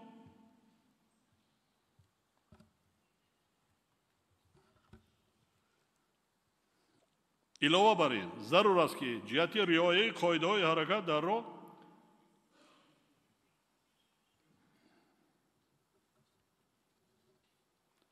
آنچه که نوبر کردم ما میبینیم، ما چاره‌جویی میکنیم. لیکن من امروز از فرصت استفاده برده با مردم شهروندان جمهوری تاجیکستان، هم رانندگان هم شهروندانی که وای میشوند، مدنیت آداب و وای کنیتون زیان به آبروی و تمدن و فرهنگ ملت تاجیک نرسانید. حالا که بعضا سر و لباس بیگانه پرستی کرده، سر لباس بیگانه را قبول کردین، همین صفاتون بس. لیکن آدابتون را رعایت کنید. جای نماز در کجا میپرتوید؟ طاعت و عبادت در کجا میکنند؟ در جای کجا؟ جای تازه. برای این مسجد میروند.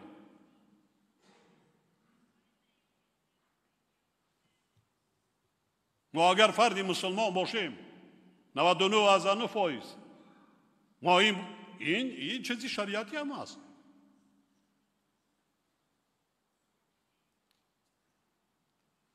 این بی‌آدابی است، بی‌مدنیتی است کسانی که به این کار دست میزنند. با این مسئله جدی مناسبت نمایید. یعنی چون زبان عادی پدر باباهای گذشته ما شما نیاز شناندن، ما میوهش حالا خورده ایستاده استفاده میبریم. همینطور نه. باغای ما اکنون نه بار آورده باستن نه. ما هم شینانیم که پس از سری ما شما نسل‌های آینده، فرزندان ما، نبیرهای ما، ابیرهای ما از این باغ‌ها استفاده برن، بهره برن. چی میراث میگذاریم؟ چگونه دولت میراث میگذاریم؟ بعد این سری خود چی میمانه با آینده نسل آینده؟ یک ملک آباد، یک ملک پیشرفته. این وظیفه جانی ما شما. گرمشوی حرارت سیاره و عاقبت‌های منفی آن، کم‌آبی، خشکسالی پیاپی و دیگر آفت‌های طبیعی از جمله سردی بی‌سابقه زمستان گذشته، یعنی طور بد شدن حالت محیط زیست انسانیت، علاوه بر این که باعث طرف وزنی شدن تامینات با مواد غذایی و آبی با صفت نوشاکی در بسیار کشورها و منطقه‌های جهان گردیده ایستاده است. با پنه‌شوی بیماری‌های سرایتی و تا رفع استوار گردیدن مقاومت واسطه‌های دارویی موجوده بر ضد ویروس چنین بیماری‌ها مشاهدت کرده ایستاده است.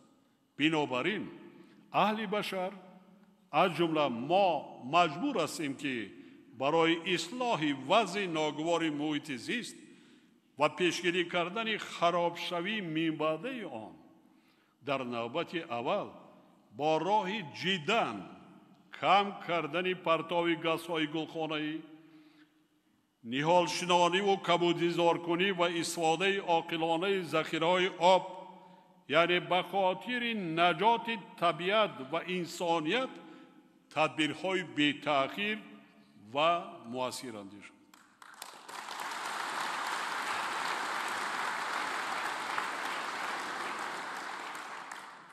بسیار خیلی روزها گرم آمد دیگر آمد. لی این گرم شوی تنها با پیرک‌های تاجیکستان زیان نمی‌رساند. این برای آب و یکوی نیست. با سلامتی انسان امروز به نهایت ضرر رسانیده ایستاده. بینیتون چقدر بیماری ها زیاد شده ایستاده است. حس میکنیتون بعدی کووید، بعدی گرم شوی ها. نه اینکه انسانیت، حیوانات و نباتات.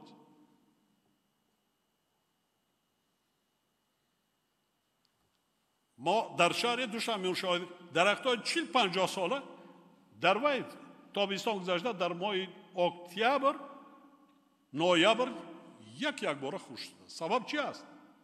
عالما را دعوت کردیم ریشه بکن. چی است؟ برای چی؟ کسی گفته نمیتوان. لیکن متخصصان سطح جهانی اثبات کرده ایستادند که امروز گرمشوی اقلیم به نهایت ضرر منفی به سلامتی انسان آورده ایستاده است. آن داروهایی که اختراع کردن و آن داروهایی که امروز باید میشدن علاقه به وی تاثیر داشت کم شده ایستاده است. تبابت کردن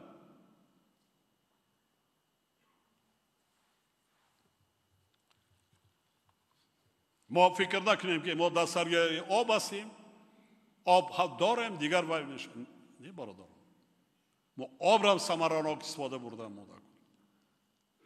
ما فکری همسایه های نزدیک خود را کنیم. میباشید تاجیک‌ها یک مقال خوبی تاجیکی دارن، میگوید که گشنه به شیر میزند.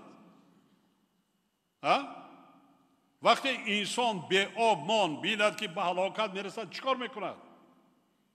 چی آب نارک داشته میسی؟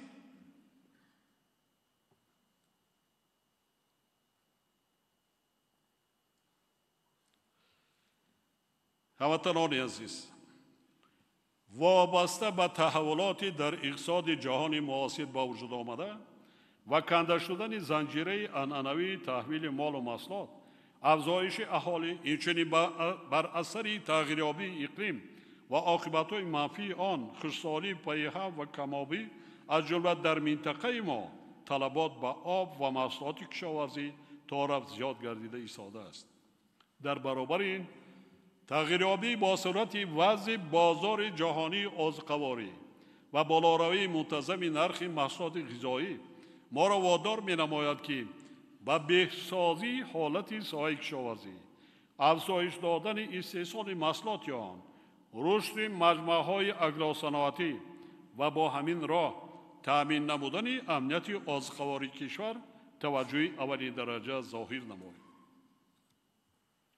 در نتیجه تدبیرهای از جانب حکومت مملکت عملی گردیده و زحمت صاحبدلانه کشاورزان، سطح تأمین‌ناکی اهالی با محصولات اساسی غذایی افزایش یافته. سال 2023 استحصال غله‌دانگیات نظر به سال 1991 6 برابر، از جمله گندم 5.6 و شالی 6.7 برابر، کارتوشکا 10.8 برابر، سبزوات 9، پالزی 17.5، میوه‌جات 10 و انگور 2 برابر افزایش یافته است. در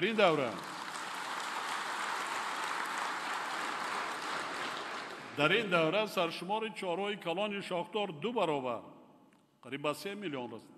چهارهای مایده 2 برابر قریب به 7 میلیون و پرنده 1.9 برابر زیاد شده است. این چیزی که به خیر گرفته شده است. من باوری کامل دارم که قریب با 50% دیگر غیر است.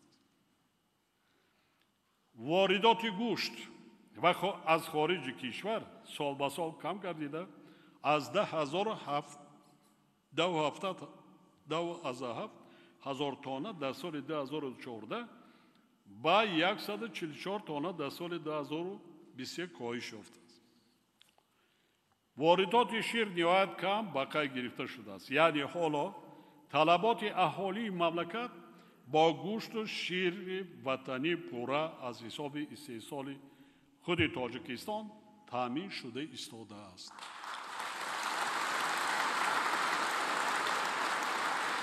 این یکی از محصولات اساسی غذایی به شمار می رود. خاطر رسان می نمایم که در زمان ساخت گذشته هر سال به جمله 160,000 تانه گوشت و 170,000 تانه کارتوشکا وارد می گردید. و در وقت مقایسه کردن فراموش باید نکرد که در 3-10 ساله گذشته اهالی تاجیکستان 5 میلیون به 10 میلیون رسید. یعنی طلبات به مواد غذایی 2 برابر زیاد شد. همین با 2 برابر اهالی تاجیکستان با پایانتر رقم میگویم که چند فایز ما خود را بگیم. یعنی در دنیا کار نمیشدگی نیست.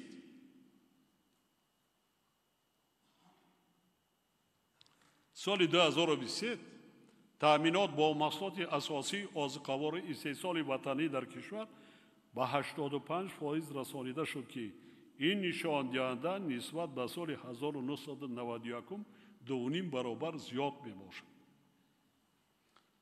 خب این رقم را وای باشد ما اساساً گندم 60%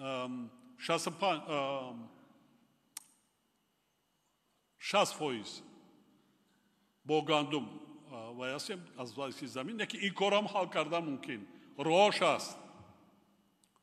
اگر در صورت همین میدان کشت غله‌دانه را ما حاصل ناکی را بلند کنیم خودمان با گندمی 3 سال وطنی پورا تامین کرده میتونیم. هم پخته را میگیریم هم گندم میگیریم. این وابسته است از خود ما، عالمای ما، خود متخصصای ما که به دهقانا مصلحت داده تخمی‌های اعلی‌صفت وارد کرده میشود. کاری نمیشدگی نیست. مثل کووید 19 اگر سرحدها را بسته شود چی؟ برآوردن مواد غذایی دیگر دارواری را منع کنند چی کار میکنیم؟ ما مجبور هستیم. راه دیگر نداریم. خود را تامین کردن نماده کار. امکانیت هست. جای چشمندی نیست. آب داریم، زمین داریم، عقل داریم، دست بازوی خوب داریم، دهقانای اصیل داریم. برای چی نه؟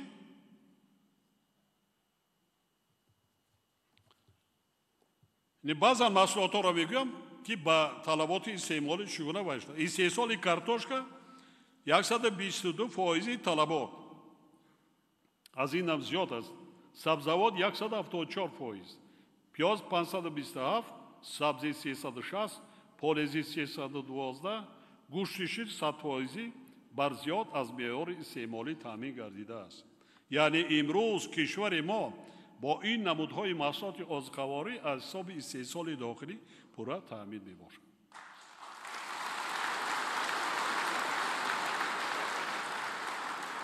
برای زحمت صافتلانه که از نشاندهنده ذکر شده و فراوانی بازار استعمالی به خوبی معلوم است و همه کشاورزان مملکت منتداری صمیمی خود را بیان می نمایم.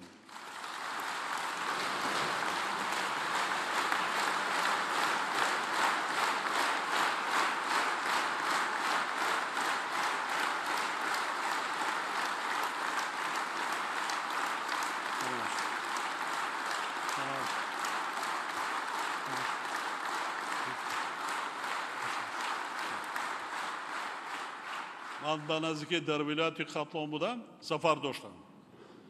از یک خواجگی دهقانی دیدن کردم، 20 نفر کار و فعالیت داره. در یک خواجگی دهقانی اونا دیدن در کار با چشم سر قریب 100 تن لیمو پرورش کردگی آماده. 100 تن. هزارها تن محصولات لیمو دیگر ماندارین، اپلسین یا میوه‌ای که در برای ما دیفیسیت در بازار کمچین بودن. نرخش بسیار گران بود. زمانهای گذشته. حالا آماده است برای صادرات. یعنی دهقانان چگونه راه‌های زندگی راه‌های باید میگیرن. و بینتون حاضر چی میگم کلوبنیکا رو قلفینای مایلش گرچنده این چیزی برای مردم وای نیست. این اساساً برای بای بچه ها هستن، آدم‌هایی که امکانیت دارن، چون که یک کیلوش در بازار میگن 120 تومان. رحمت پدرشون ده فروشن. کسی امکانیت داره میخرد. اساساً کی مشهور؟ استحصالات چی؟ دهقان. اینا پرورش کردن در کار در فصل زمستان گرخانه میکند، عذاب میکشد، خراجات میکند. بله باشد. برای چی دی؟ برای چی از خارجه میاره؟ در 300 تومان؟ برای چی از خودی و بینه صفاتش خوب بهتر. نه گپ درباره قلفینه نمیره. گپ درباره سبزوات دیگر هم بادرنگ، پمیدار و کلافور بلغاری و دیگر اون سبزواتی که امروز 5 سال پیش این چی نبود که از خارج می اومد. 10 سال پیش عموما نبود در فصل زمستان.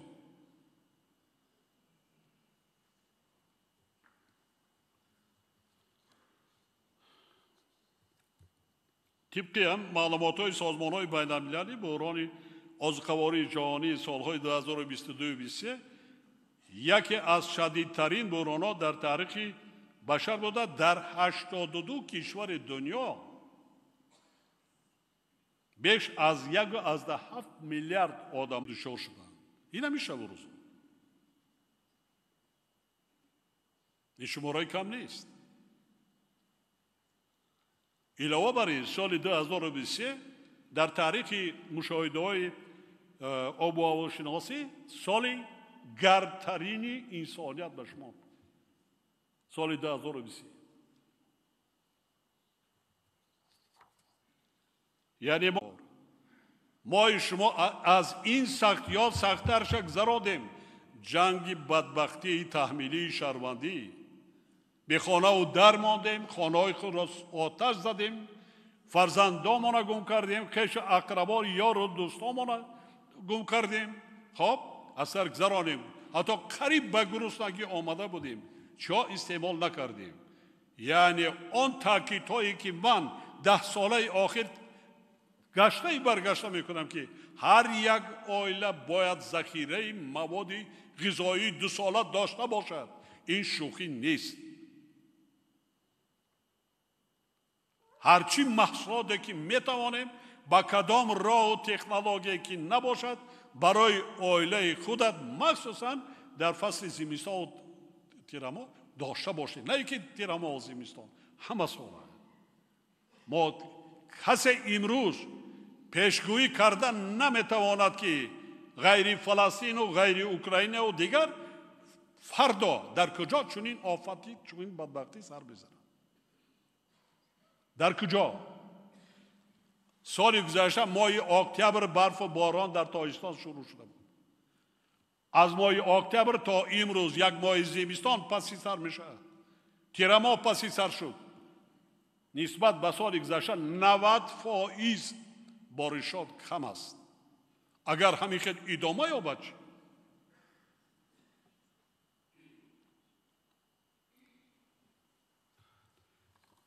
در جهان بسیار تغییرات های وی رفته ایستاده است که هیچ یگان سیاستمدار جهانی پیشگویی یگان دانشمند پیشگویی کردن نمیتواند.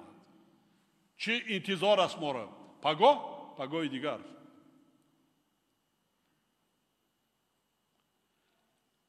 سالهای آخر دستگیری و امتیازهای برای رشد ساحه کشاورزی پیشنهاد گردیده نتیجه‌های مثبت داده ایستادند. در 7 سال آخر حجم عمومی استحصال محصولات کشاورزی 1.6 برابر زیاد گردیده است.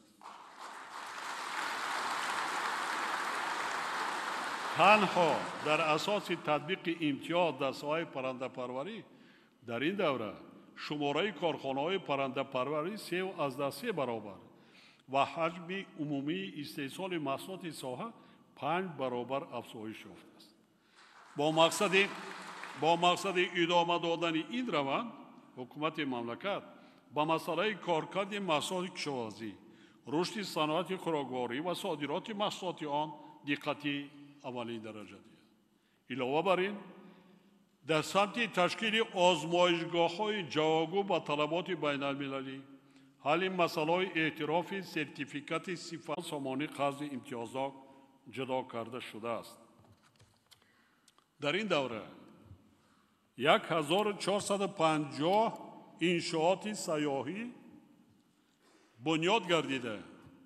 سال 2023 شماره سیاحان به 1,200,000 نفر رسیده است. ولی تاکید می نمایم که امکانیت های برای رشد ساحه استفاده نشده هنوز خیلی زیاد است. با مقصد ثمرناک برای ماندن کارها در سمت سیاحی با نظارت قطعی آنها ضرور است که تحت راهبری معاون دخلدار سروزیر کشور با شامل نمودن یکی از معاونان رئیسان ولایت‌ها و شهر نایه‌ها گروه کاری با صلاحیت دائمی تأسیس داده شود. یکی از معاونان سروزیر مخصوص صلاحیت دار نه، مخصوص معاون سروزیر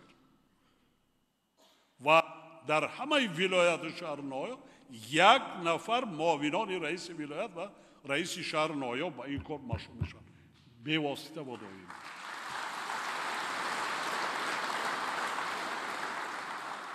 عملی سازی برنامه و نقشه های بنیادی انفراستراکچور سیاحی، یعنی وظیفه این گروه کاری دائمی، بنیاد انفراستراکچور سیاحی، رشد هنرهای مردمی، کاسبی از جمله قالین بافی، اطلس و ادرس بافی و زرگری، اینچنین کسب و هنر آموزی شهروندان مملکت، تشکیل و نظارت کارهای آبادانی و کبودیزارکنی، تازه و آزاده نگاه داشتن محلهای اهالینشین،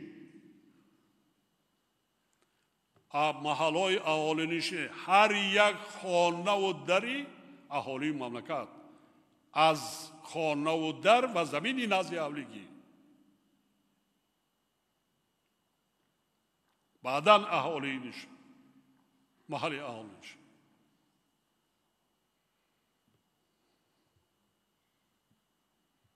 هنر آموزی شهروندان مملکت، تشکیل و نظارت کارهای آبادانی و کبودیزارکنی، تازه آزاده نگاه داشتن محلهای اهالینشین، حفظ طبیعت و استفاده ثمرناک زمین‌های پرزیدنتی و نزد اهالیگی به ذمه این گروه کاری واگذار کرده میشه.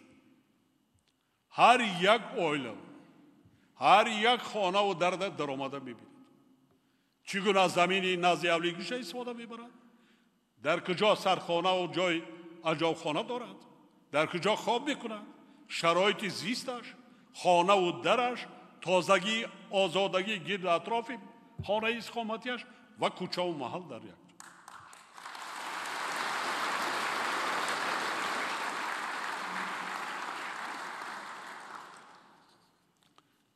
همچنین تشکیل فعالیت محل و رسته ها در یک جوان سپارش نکردیتان.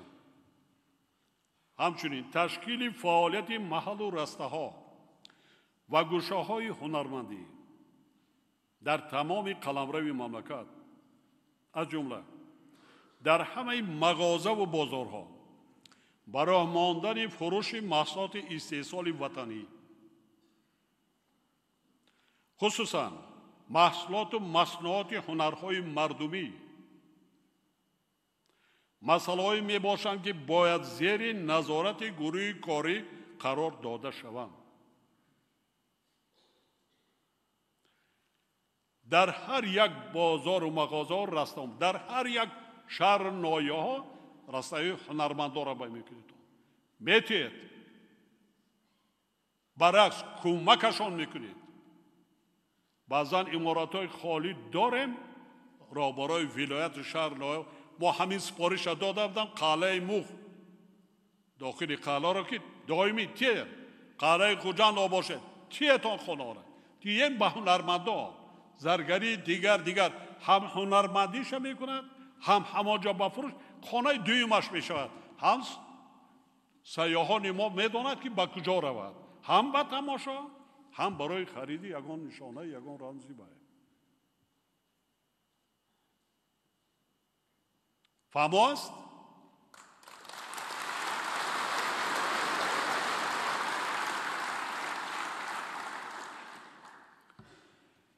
گروه کاری هست ما با حکومت مملکت آید به کارهای اجرا شده حسابات پیشنهاد بنماید. همزمان با این بانک ملی و دیگر تشکیلات‌های قرضی مملکت دادن قرض‌های خرد امتیازناک را برای رشد هنرمندی و کاسبی وسیع به راه ماند. به دستگیری مالیوی کاسبی و هنرمندی رشد نمی‌کند. قرض و امتیازناک دادن نکن. قرضای کلان نمیگیرن. اون چی ریش نمیخرد، متا میخرد. بعضا مسئولیتی کمتر کارش که پیش رفت دیگر از محتاجی میبره. این کار را کردم و نکن. ما شرایط چونی فضا مهیا کنیم که هر یک فرد جامعه ما خودش از سمریالیزاسیا کند. چی هنری دارد، چی کسب آن دانش و ملکه و وی دارد کند، بیکار نگردد، نه در کوچه نه در بازار نه در دیگر جا. هنر داشته باشه میکنه.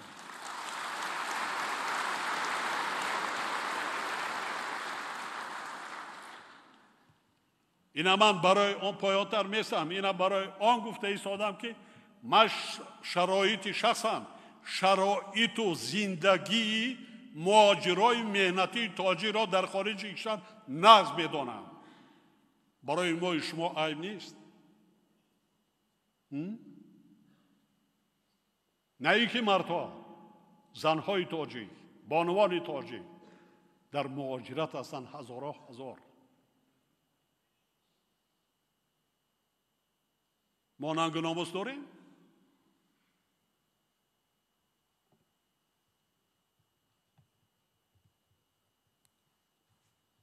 من دیگر شدم مشکلات صدها نفر از حساب مهاجرات، صدها زیادتر اصلا ما جسد بیاریم از دیگر جا. اونایی که برای پیدا کردن رزق روزی برای فرزنداش، چون که ما را برای از بالا تا پایان فقط فکری میباشد نفسی بدی خود را داریم.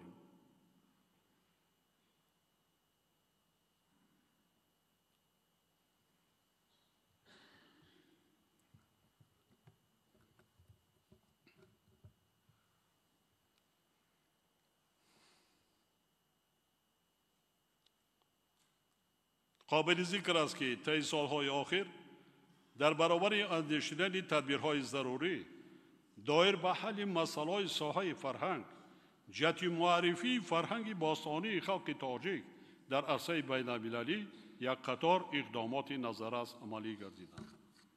سال 2023 15 یادگاری تاریخی و فرهنگی تاجیکان به فهرست فرهنگ مادی و غیر مادی یونسکو وارد کرده شد که باعث اعتبار بیشتر پیدا کردن فرهنگ باستانی ملت تاجیک در بین جامعه بشری گردید.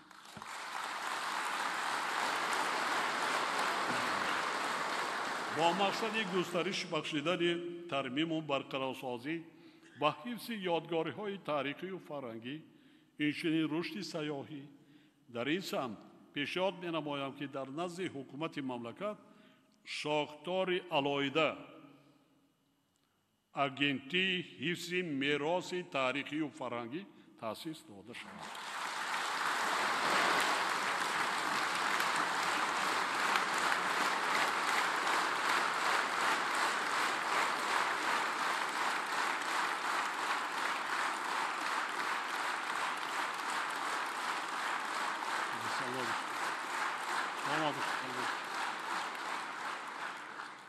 ман мебинам баъзан ёдгориҳои таърихӣ мо кардем, баъзан ҷои марказӣ дигараш деҳаҳо хона кардан ва оғил кардан, ҷои ҳайвону дигар рафтан. Инҳоро ҳамаша барқарор карда мода нишон диҳем барои наслҳои оянда. Барои ҳеч кане, барои наслҳои оянда нишон диҳем. хеле зиёд аст. хеле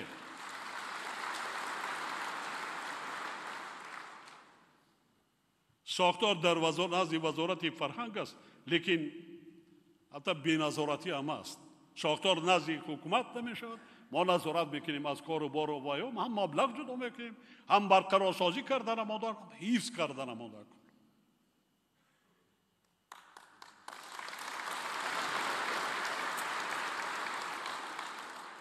محترم اعضای مجلس ملی و وکیلان مجلس نمایندگان، رشد معاصر اقتصادیات و بلندبرداشتن رقابتناکی آن بدون رشد سرمایه انسانی غیر امکان می باشد.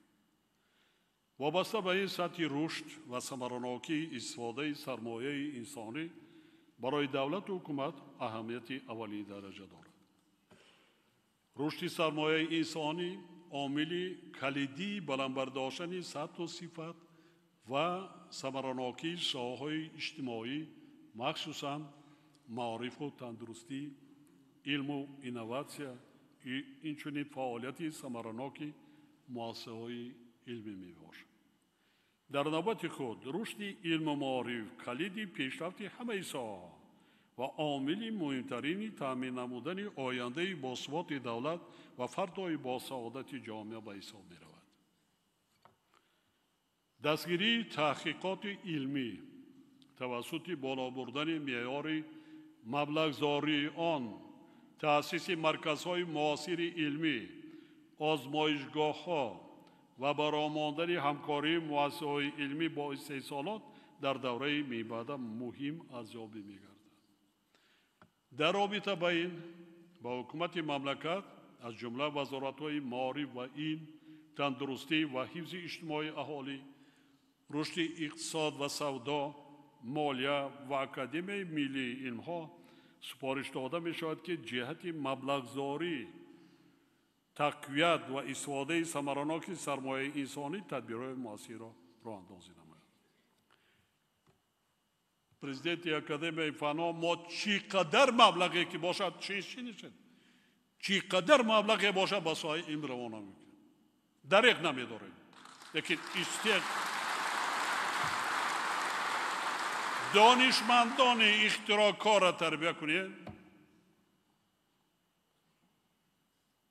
مایلش ما نسبت به عالمان سخن یگان چیز اراده نداریم، لیکن برابر این باید اختراعکارا را تربیت کنیم. دانشمندان اصیل تربیت کرده مونده کن.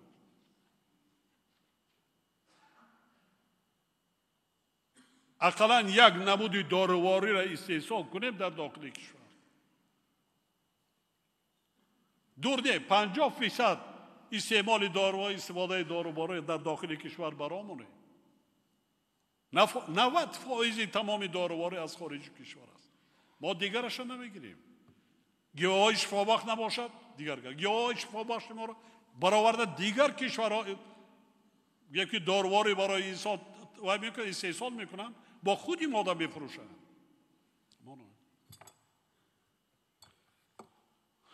جدی مشغول باشیم. علمی تاجیک گسترش انکشاف یافتنش نکنید. عالمای جوان را تربیت کنید. همه آزمون هایی که من تشکیل کردم هدف همین است. گلچین کنید، گیرید، تربیت کنید. تربیت مشغول شویم. آموزگار همه ما شما تربیت کنیم. فقط یک کاغذ نتیم، عقل تیم، دانش تیم، کسب تیم، هنر تیم.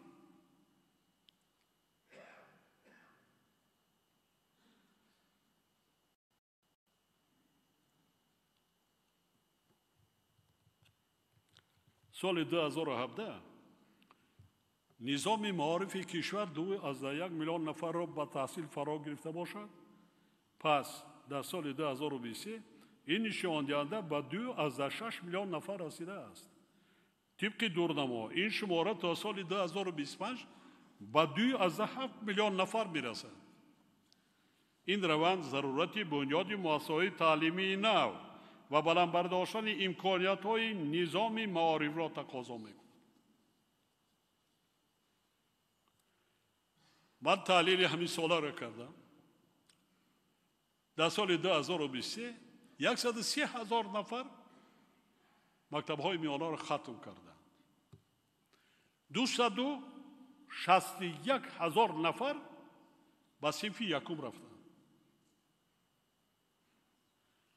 200 مؤسسه نوی زمانوی تعلیم بنیاد کردیم برای 48,000 نفر. 73,000 کودک جای نشست ندارد. این هر سال زیاد شده این سال است. 73,000 یعنی ما در یک سال تقریبا بیش از 400 مؤسسه تعلیمی نو بنیاد کردن ما در کار است.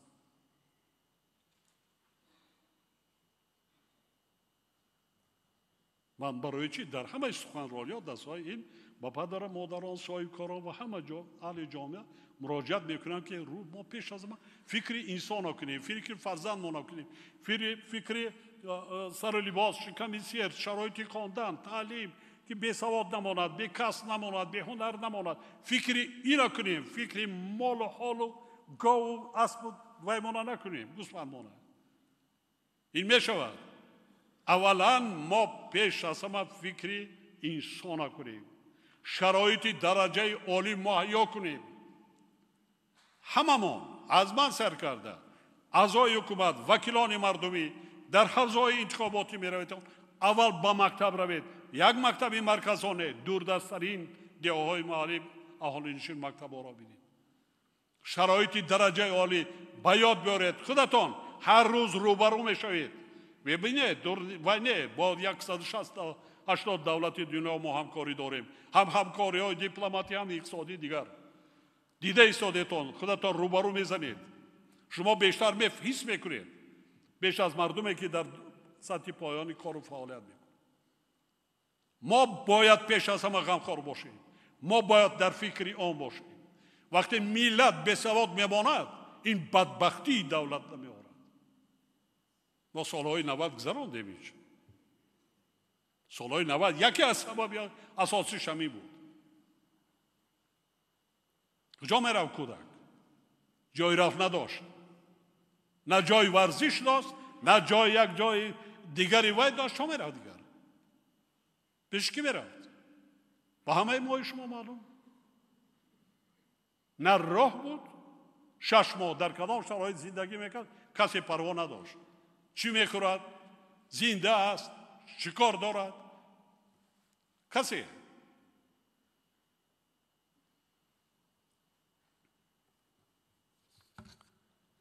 قابل ذکر است که تاجیکستان طبق تحلیل های یونسکو و بانک جهانی به گروه کشورهای داخل شده است که حجم مبلغ‌زایی آنها به ساحه معارف از حساب بودجه دولت زیاد می باشد. در این رده‌بندی مملکت ما از 183 کشور تحت آموزش قرار داشته جای 21 را اشغال می نماید.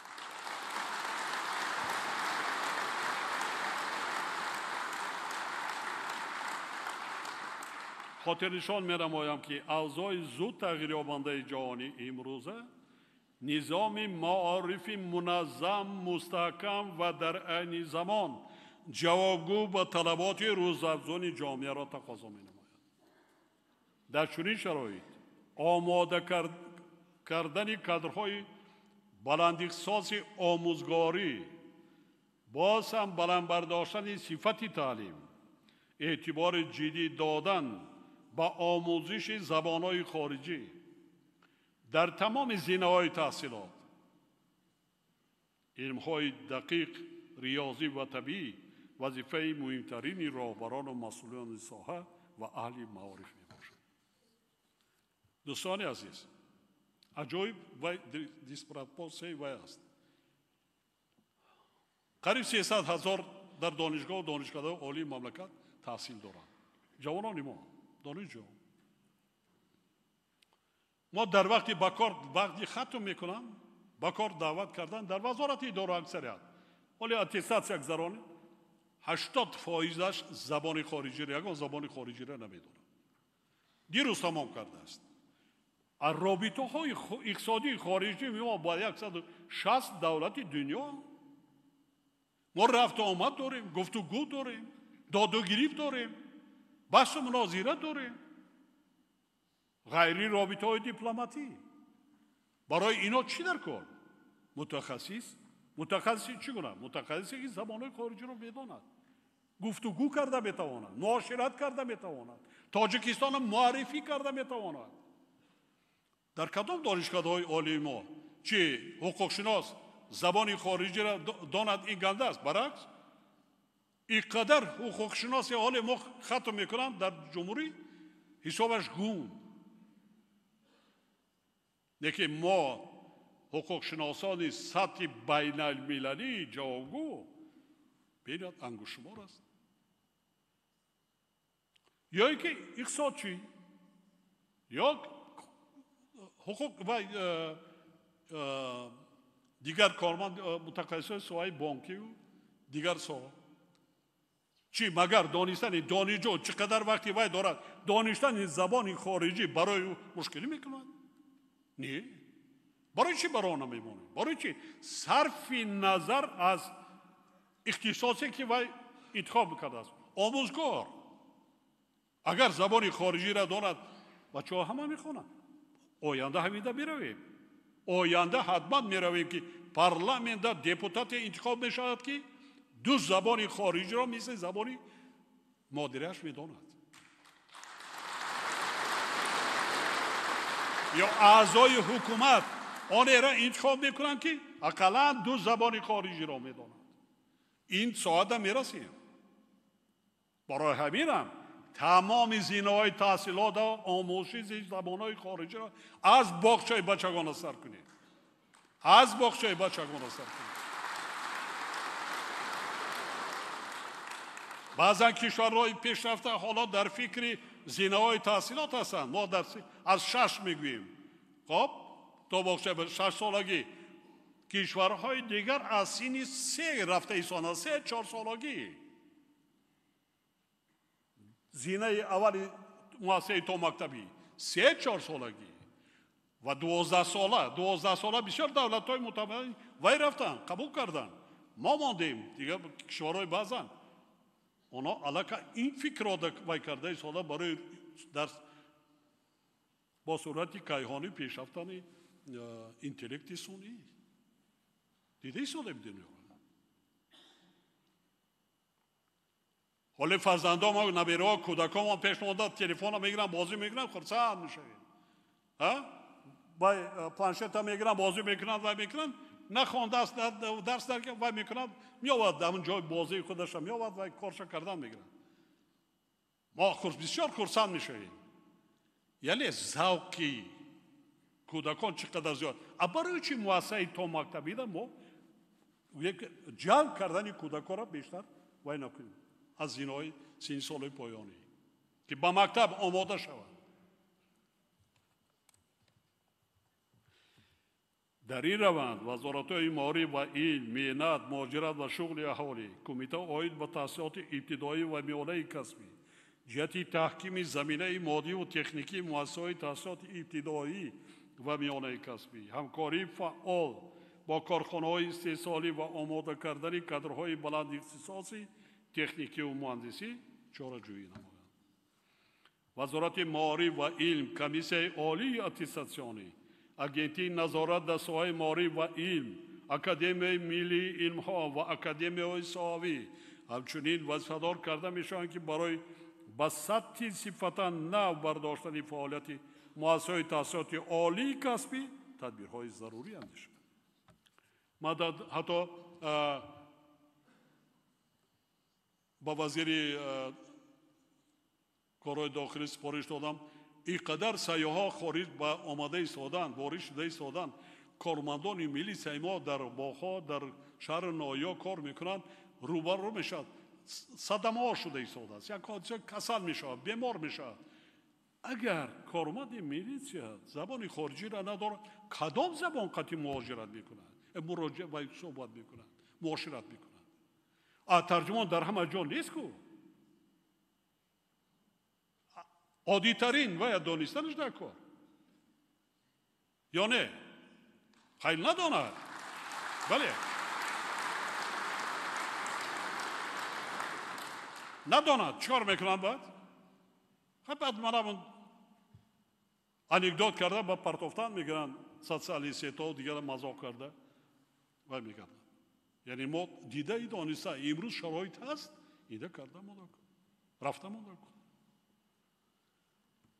дар ин замина бояд рушди иқтидори илмии муассисаҳои зикр шуда дар доираи лоиҳаҳои давлатӣ ва байналмилалӣ анҷом додани таҳқиқоти арзишманди илмӣ ва дар радабандии ҷаҳонию минтақавӣ мавқеи шоиста ишғол намудани муассисаҳои таҳсилоти олии касбии кишвар таъмин карда шуд. вазоратҳои маориф ва илм, меҳнат, муҳоҷират ва шуғли аҳолӣ, академияи миллии илмҳо, дигар вазорату идораҳое ки дар сохторашон муассисаҳои таълимӣ фаъолият мекунанд, ӯҳдадоранд ки тавассути роҳандозии барномаҳои таълимии муосир, омода кардани кадрҳои лаёқатманд ва баландихтисосро таъмин намоянд. вазорати маориф ва илм ҳамчунин вазифадор карда мешавад, ки дар ҳамкорӣ бо дигар вазорату идораҳо бо мақсади татбиқи лоиҳаи сармоягузории давлатии муҳити таълим, асоси таҳсилоти босифат, чорчӯбаи миллии рушди таҳсилот дар ҷумҳурии тоҷикистонро таҳия намояд. зарур аст ки дар раванди амалисозии лоиҳа муҳити мусоид барои дастрасӣ ба таҳсилот, таълиму тарбияи самарабахш, таълифи китобҳои дарсии насли нав, баланд бардоштани сифати таҳсилот, таҳлил ва арзёбии раванди таълиму тарбия ва беҳтар кардани инфрасохтори муассисаҳои таълимӣ таъмин карда шуд. дар ин раванд бояд ба масъалаҳои аз такмили ихтисос ва бозомӯзӣ гузаронидани омӯзгорон, рушди таҳсилоти иловагӣ, тақвияти мақоми омӯзгор дар ҷомеа, ҷалби бештари хонандагону омӯзгорон ба истифодаи технологияҳои иттилоотӣ, рақамикунонии соҳаи маориф, омода кардани омӯзгорон ва таҷдиди назар кардани стандартҳои касбӣ барои омӯзгорон, нозирон ва такмили муносибати босалоҳият ба таълим эътибори аввалиндараҷа зоҳир гардад. ҳозирини гиромӣ, дар кишвар шумораи аҳолии қобили меҳнат мунтазам рӯ ба афзоиш буда дар 5 соли охир 8.4% зиёд гардидааст. инчунин суръати афзоиши аҳолӣ нисбат ба суръати афзоиши қувваи корӣ 2.5 баробар зиёд мебошад. бинобар ин ҷиҳати қонеъ гардонидани талаботи аҳолӣ ба шуғл зарур аст ки тибқи супоришҳои қаблӣ дар соҳаи иқтисоди кишвар ҳар сол зиёда аз 100,000 ҷойҳои кории нав таъсис дода шаванд.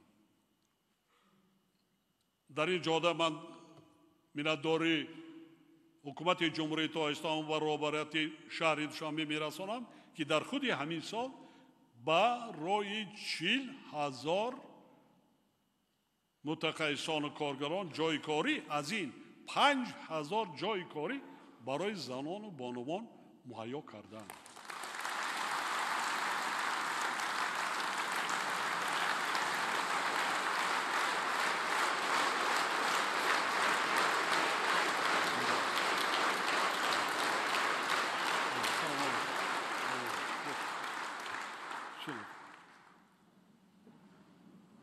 در رابطه با این تاکید می نمایم که تشکیل جایهای کاری نو با آموزش مهنت مناسب در داخل کشور و آموزاندن کسب‌های کارگری به شهروندان یکی از وظیفه‌های اصالتناک حکومت مملکت محسوب می‌یابد. در پایتخت کشور در ساختمان‌ها قوه قابل مهنت ساختمانچی نمی‌رسد.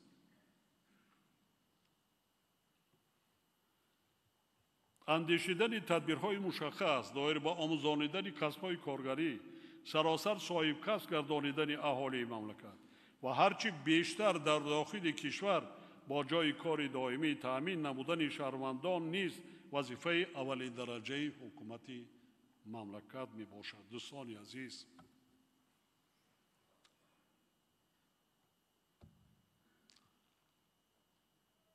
صدها هزار نفر شهروندان ما شهروندان خارجی را قبول کرده ایستادن در یک سال. متخصصان بهترین شهروندان عادی را شهروندی نمیدین. ما چقدر اندیشه کردن مونده کار. آینده را هم فکر کنیم. هم جهت‌های مثبت است، هم جهت‌های منفی. این یگان مخفی نیست.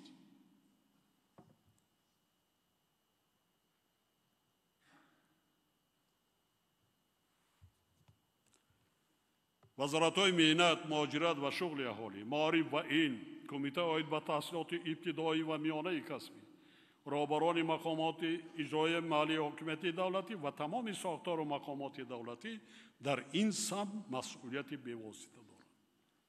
رئیسای رهبرای ولایت شهر نایاب پیش از همه همین مسئله را جا می‌دهند. چند جای کاری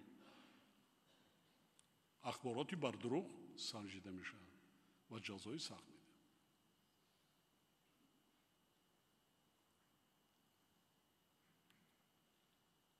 هموطنان عزیز، ساحه تندرستی و حفظ اجتماعی اهالی سمت افضلانک سیاست دولت تاجیکستان به حساب رفته از جانب حکومت مملکت جهت تامین نمودن سالمی اهالی و بلند برداشتن صفت خدمت‌رسانی‌های طبی همه چاره‌های ضروری عملی شده ایستادند.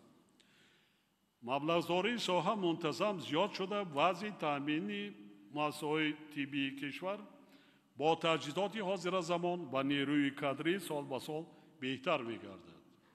پر از بین نرفته است. در سال 2023 برای ساحه تندرستی 3.3 میلیارد سومانی جدا کرده شده است که در مقایسه با سال 2017 2.3 برابر زیاد بوده. 8.8% بودجه دولتی را تشکیل می‌دهد. حالا در ساحه تطبیق 15 استراتژی و برنامه ملی با مرام ادامه دارد. تنها در دوام سالهای 2022 و 2023 132 مؤسسه کمک اولیه طبی و سانیتری ساخته به استفاده داده شد. ما چند روز پیش بینای نوی وزارت تندرستی را و حفظ اجتماعی اهالی را به استفاده دادیم. اگر کدام تواند میسر شده باشد وزارت سابق خود کونه وزارت میدیدین در کدام شرایط کار کردن پای اینقدر 100 سال قریب. تمام این یادداشت در هر گوشه شهر دوشنبه انشاءات و عمارت‌هایی هست که عموماً با کارمند ساحه سازگار نیست. البته ما دراسر طولانی شد با در نظر سبب‌های ابجکتیوی سوبژکتیوی، لیکن حالا شرایط درجه عالی برای تمام کارمندان که در یک مؤسسه وای میکنند نشد برای 1000 نفر تمام شرایط و هم نظارت هم سیستم نظارت اتوماتیکی وای است. من باوری کامل دارم بعد این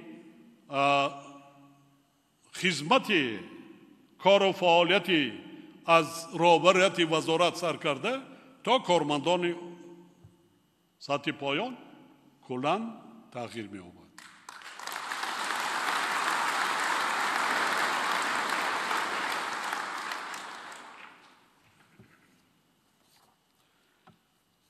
با مقصد باز هم بلند برداشتن صفت و سبراناکی خدمت‌رسان‌های کمک اولیه طبی سانیتری و تحکیم اقتدار ملی برای واکنش به حالت‌های فوق‌العاده در ساحه تندرستی. لایحه ملت سالم که مبلغ عمومی آن بیش از 630 میلیون تومان میباشد عملی شده ایستاده است. علاوه بر این در 5 سال آینده ساختمان و تعمیر بیش از 350 مؤسسه تندرستی با مبلغ زیاده از 500 میلیون تومان پیش بینی گردیده است.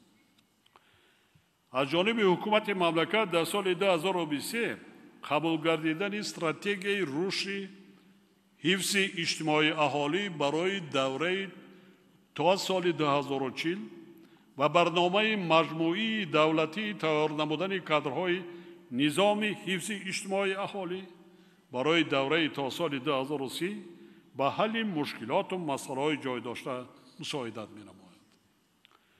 در زمان صاحب استقلالی شماره اهالی مملکت 2 برابر زیاد شده از 5.3 میلیون نفر در سال 1991 تا به 10.2 میلیون نفر در سال 2023 رسید. خب با سب عامل های تاثیر برای چی؟ کدام عامل ها؟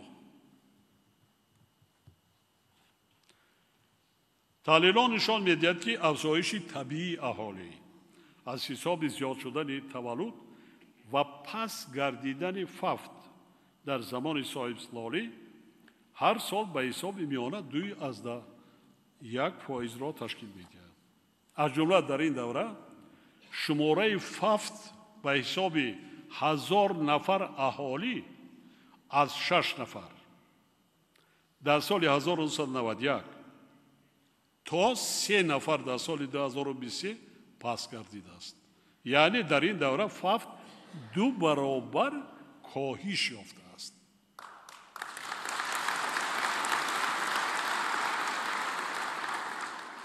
از جانب دیگر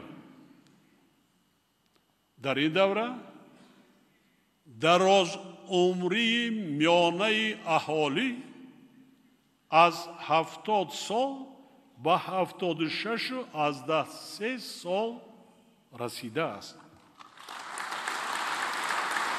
یعنی عمر میانه اهالی مملکت در زمان صاحب استقلالی بیش از 6 سال افزایش پیدا کرده است. نشان دهنده این مذکور دلیل روشن و واضح بهتر گردیدن سطح و صفت زندگی مردم کشور می باشد.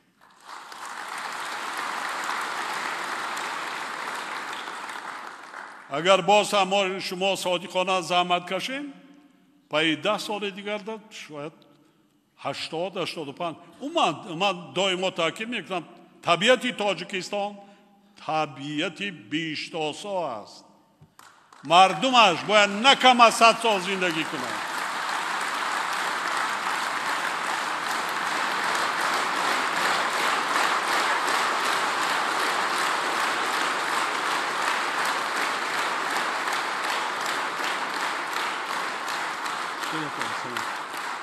شریعتان با معلومات شما و مردم تاجیکستان ما قریب که در تاجیکستان زوادهای شیمیایی نداریم. یک زواد نیروهای آزادی وقت بود زمان 32 سال خوب نه کم و بیش به کار انداختن دیگر نیست. میوه سبزوات شهربار از لحاظ اکولوژی تازه از همه مهمش برای سلامتی انسان این وابسته است با آبی باصفت که آشامیدنی که تاجیکستان از این لحاظ در جهان یکی از جاهای اول را اشغال می‌کند.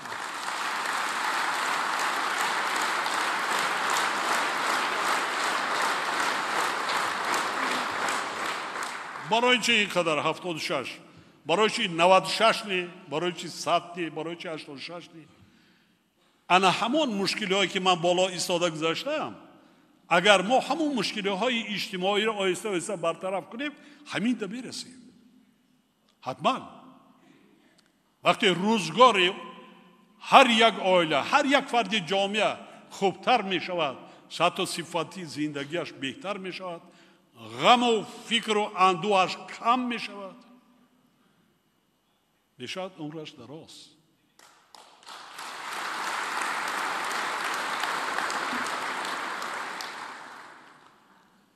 با وجود پیشروی‌های نظراتی سالهای آخر هنوز بعضی جنبه‌های کلیدی ساحه از جمله بلند برداشتن صفت تربیت کادرها، از بین بردن مشکلات نارسایی متخصصان و عامل‌های کروپسیونی از جمله مسائل حل طلب ساحه میباشد.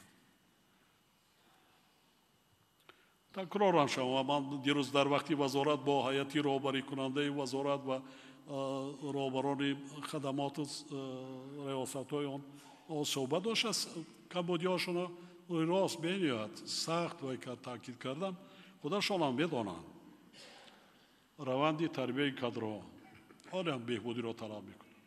پس است عموما شخصی تصادفی در ساحه تندرستی کار و فعالیت کردن حقوق معنوی ندارد. عموما یک خطاگیه که کارمند ساحه تیپ تندرستی میکند و حیات و ممات انسان در دستش است، این بسیار به وی حادثه ناخوش آورده میرسد. این که فاکتور هست، مخصوصا متخصصانی که در ساحه متخصصانی که کالج های تیبی تیار میکنند صفتشان پست است، با طلبات زمانه جاگونه است. فقط یک حال کالجاش زیاد دادیم منبع درآمد جمع کردن است، دیگر چیزی دیگر ندارن، فکرشان فقط همین است. این را به ترتیب به نظام در آوردن در کار متخصص تیار کنند. یک بار دیگر از اتستات گذرانید، اتستات کنید. بعضی مادی تکنیکی ندارد، گیرتان لیسانس. طبیب تیار کنید، متخصص تیار کنید، خدمت کند به خلق تایستان. طبیب آداب داشتنش نکن. آداب. طبیب با زبانش طبابت میکند، با سوزن دارو نه. معامله خوب، معاشرت.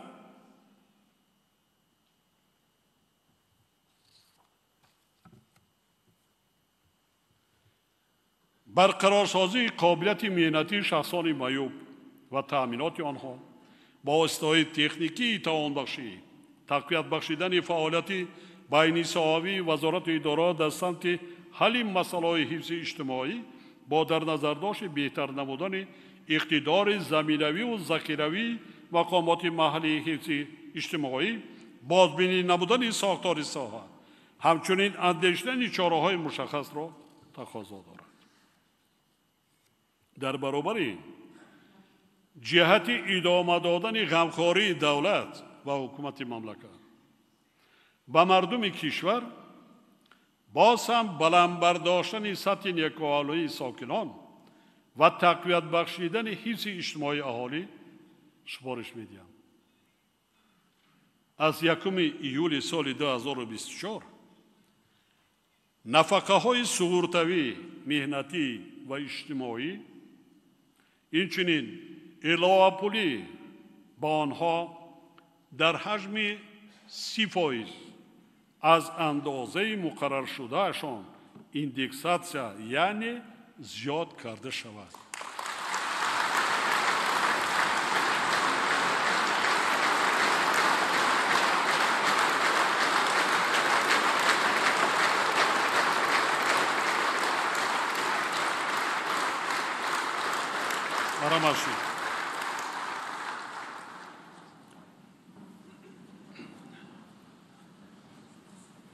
از 1 ایول سال 2024 معاش وظیفوی کارمندان مقامات حاکمیت و اداره کننده دولتی، مؤسسه‌های معارف، علم، فرهنگ، ورزش، تندرستی، مؤسسه‌های ساحه حفظ اجتماعی، دیگر تشکیلات‌های ساحه حفظ اجتماعی و بودجتی، اینچنین استیپندیاها 40% زیاد کرده شد.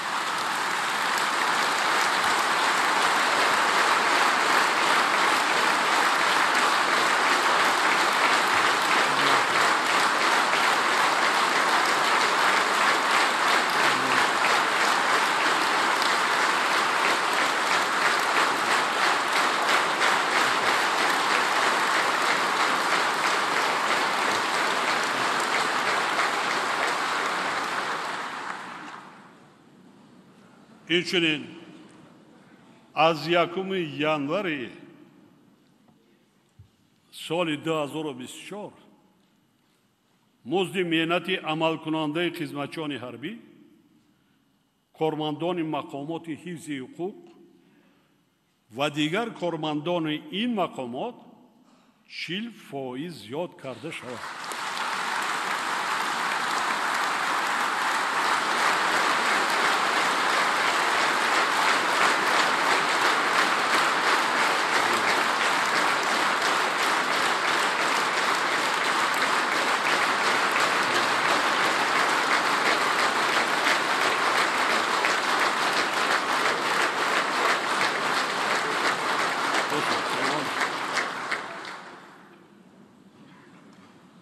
ҳамзамон бо ин аз 1 июли соли 2024 ҳадди аққали музди меҳнат барои тамоми соҳаҳои иқтисодию иҷтимоии кишвар ба андозаи 800 сомонӣ дар як моҳ муқаррар карда шавад. ба ҳукумати мамлакат аз ҷумла вазорати молия ва мақомоти иҷроияи маҳаллии ҳокимияти давлатӣ супориш дода мешавад ки ҷиҳати амалӣ намудани иқдоми зикршуда тадбирҳои зарурӣ андешад. хоб вакилони муҳтарам, ҳозирини гиромӣ, ҳамаи мо як мақсад дорем. сиёсати роҳбари давлат, ҳукумати мамлакат ин чи аст? боз ҳам баланд бардоштани сатҳу сифати зиндагии аҳолии мамлакат. ҳамин не? ҳоло болотар истодем барои чи 76, барои чи 90 не? агар дар сурате ки ман бовари комил дорам, агар дар сурате ки ҳама азмат сар карда тамоми аъзои ҳукумат, вакилони мардумӣ, тамоми хизматчони давлатӣ содиқона кору фаъолияту хизмат кунем ба мардуми Тоҷикистон. ягон дору даво дар кор, сӯзандору дар кор нест барои мардум, барои сад дарафтан. агар тавонем ҳар сол 40% маошу нафақаву субсидияро балон кунем, байни 10 сола 100 сола мешаванд.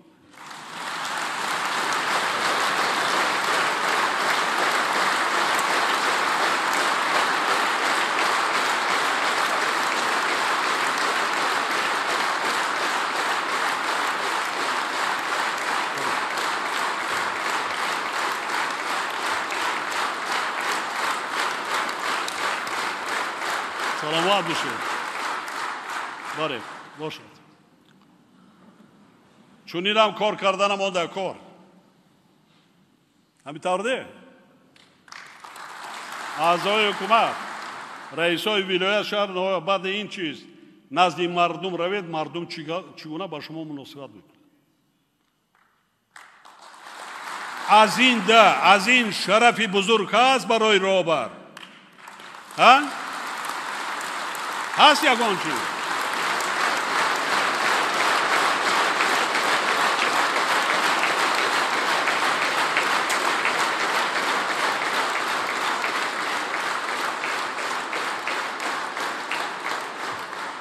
саломат бошед.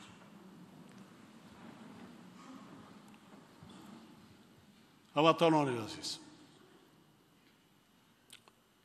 мо дар даврони соҳибистиқлолӣ мақоми занонро дар ҷомеа марҳала ба марҳала баланд бардошта барои онҳо шароити муносиби фаъолиятро фароҳам овардем. имрӯз занону бонувони тоҷик ба хотири рушди ҳамаи соҳаҳои ҳаёти ҷомеа ва давлат аз ҷумла дар сафи қувваҳои мусаллаҳ ва мақомоти ҳифзи ҳуқуқ содиқона хизмат карда истоданд. ҳоло дар муассисаҳои таҳсилоти ибтидоию миёна ва олии касбӣ аз ҷумла дар хориҷи кишвар ҳазорҳо нафар духтарони боистеъдоди мо ба таҳсил фаро гирифта шудаанд.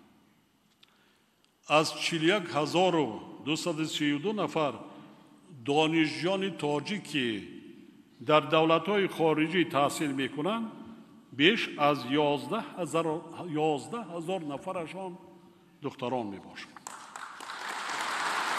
11,000 нафар. تنها در 10 سال اخیر 11,000 نفر دختران مؤسسه‌های تحصیلات عالی کسبی را با کوتای پرزیدنتی ختم کردند. از 3,300 نفر جوانانی که سال جاری تنها توسط مرکز برنامه‌های بین‌المللی نزد وزارت معارف و علم به خارج کشور برای تحصیل رفتند، 30%شان دختران میباشند. شما مقایسه کنید. عموما در زمان صاحب استقلالی بیش از 256,000 نفر دختران مؤسسه‌های تحصیلات عالی را ختم کردند، یعنی صاحب معلومات عالی گردیدند. طبق معلومات آماری سال 1989 همگی در جمله 66,000 زنهای معلومات عالی دار بود. اهالی منمی حاضر 256,000.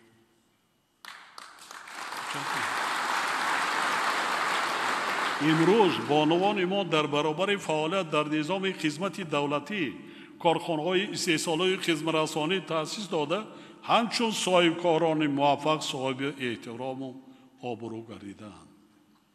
در ظرف سالهای صاحب استقلالی شماره زیاد زنان و بانوان لیاقتمند و بلند اختصاص به خدمت دولتی و اداره کنی دولتی جلب کرده شدند و این روند بی بد نیز ادامه داده می شود.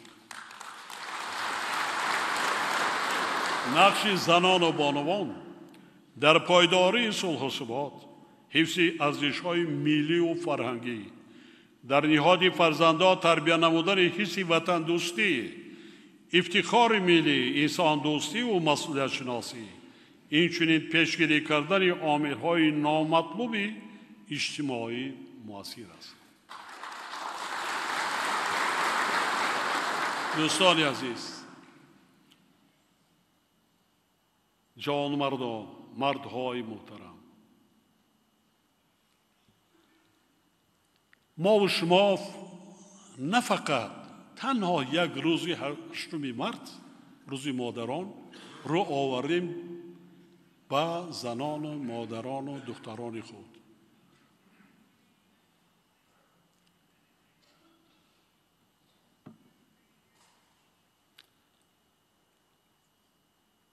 ما همیشه و دائما نسبت به مادر خود،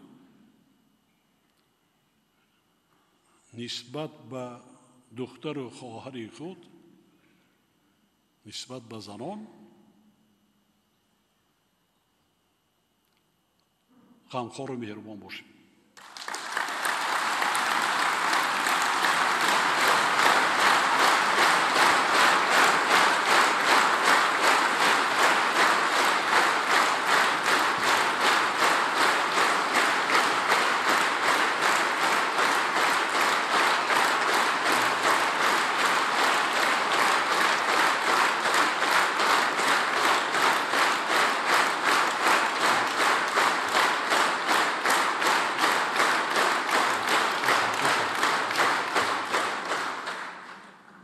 هموطنان عزیز، حاضرین گرامی، هر یکی ما شما را مادر به دنیا هست کرده است. حتی حضرت محمد هم، پیغمبر رسول اکرم هم مادر به دنیا هست کرد.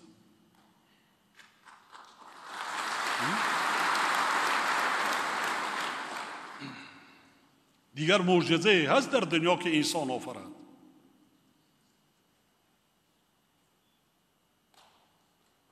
دیگر معجزه یا هست که غیر مادر زن انسان آفرد به دنیا و چی قدر اذیت میکشد. حالا بعضا میبرارن هر چی خرافات پرستا توف کردن در کنه.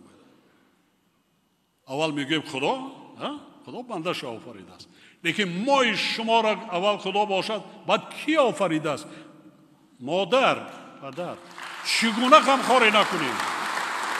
گفتم با میگویم، تکرار به تکرار میگویم، تا وقتی که جان دارین، نفس همینجا، غمخواری کنید، مهربان شوید.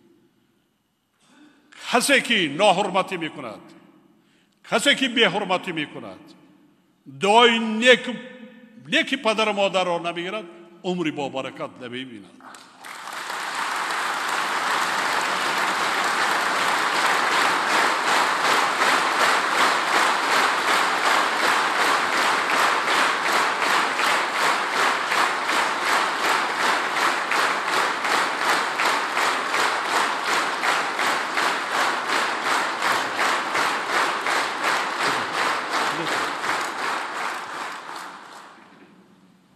مادر نسبت به فرزند دائما مهربان است. قاتل است، راهزن است، چی حادثه ای نکند، مادر مهربان است.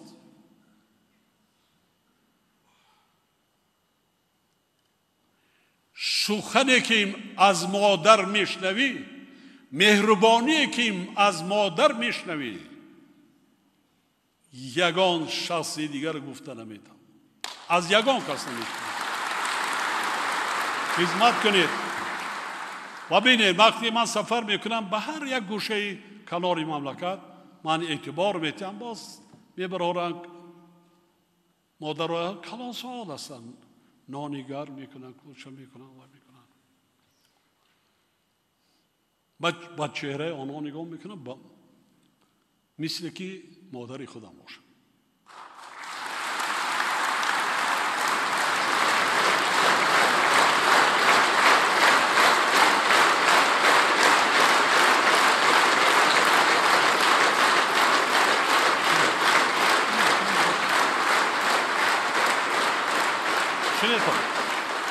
شنیدم بعضن هستن افرادی که یا صاحبی منصب یا صاحب پدر و مادری او کی بود و خودی او در کدام محیط به دنیا آمده است و تربیه یافته است.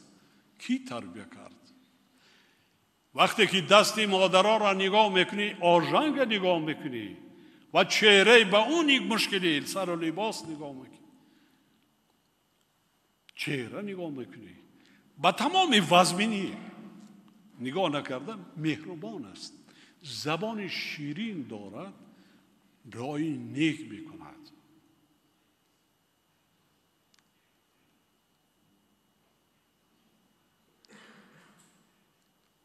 نگوییم که مادر نداریم. همین مادری تاجیک برای همه شما مادر است. همه مادر است. کجایی که رویم مادروار شما را مهربانی میکنند. مادروار نمیگوید این فرزندی کی است، این کی است، مثل پسر خودش فرزند خودش مهربانی میکند. چگونه ما خدمت آنها را نکنیم؟ نکنیم، عاجز میشویم و دیگر تاجیکان میگن همون دوست داره تا وقتی هست. شنید، اولین کلمه ای که انسان به دنیا می آید، شنیدون، اولین کلمه ای که انسان به دنیا هست می شود، می آید، کودک از یک گوشتی خام وای می شود یاد بگیرد چی است. کدام کلمه؟ مادر. حیات همین است، زندگی همین است. صد در روی آخران نفسی واپسیندم مادر گفته میگذاری.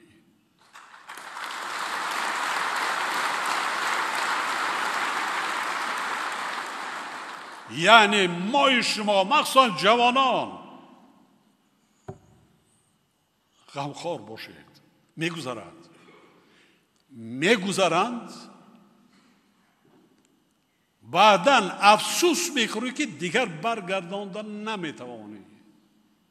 میشود لحظه‌ای که چرا این کار را نکردم نسبت به مادر و پدر خود. نیستن دیگر، گذشتن، برگرداندن نمیتوانیم.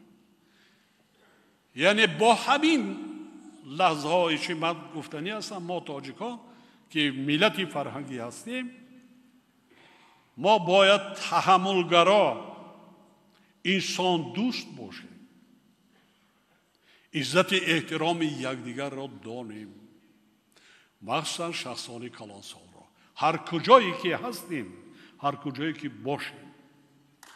فکر کنیتان بعدی چند قدره خدا کند که ما شما را به همون کمالات همونا برساند.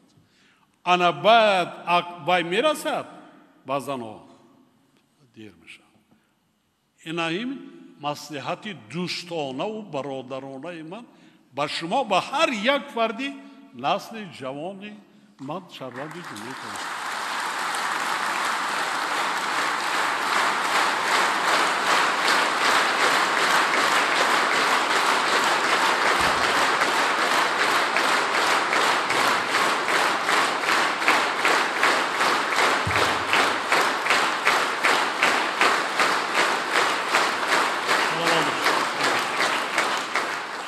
بباشید که کمتر از موضوع برآمدم، شاید نیم در همین شرایط زمان لازم است. باور دارم که زنان و مادران و بانوان و دختران ارجمند ما من بعد نیست در رعایت مقررات قانون‌های جمهوری تاجیکستان درباره تنظیم عنعنه و جشن مراسم، درباره مسئولیت پدر و مادر در تعلیم و تربیت فرزند، با حیات مستقلانه آماده نمودن فرزندان، رشد هنرهای مردمی و بهتر گردیدن زندگی هر یک عائله مملکت نقش ارزشمندی خود را می‌گذارند.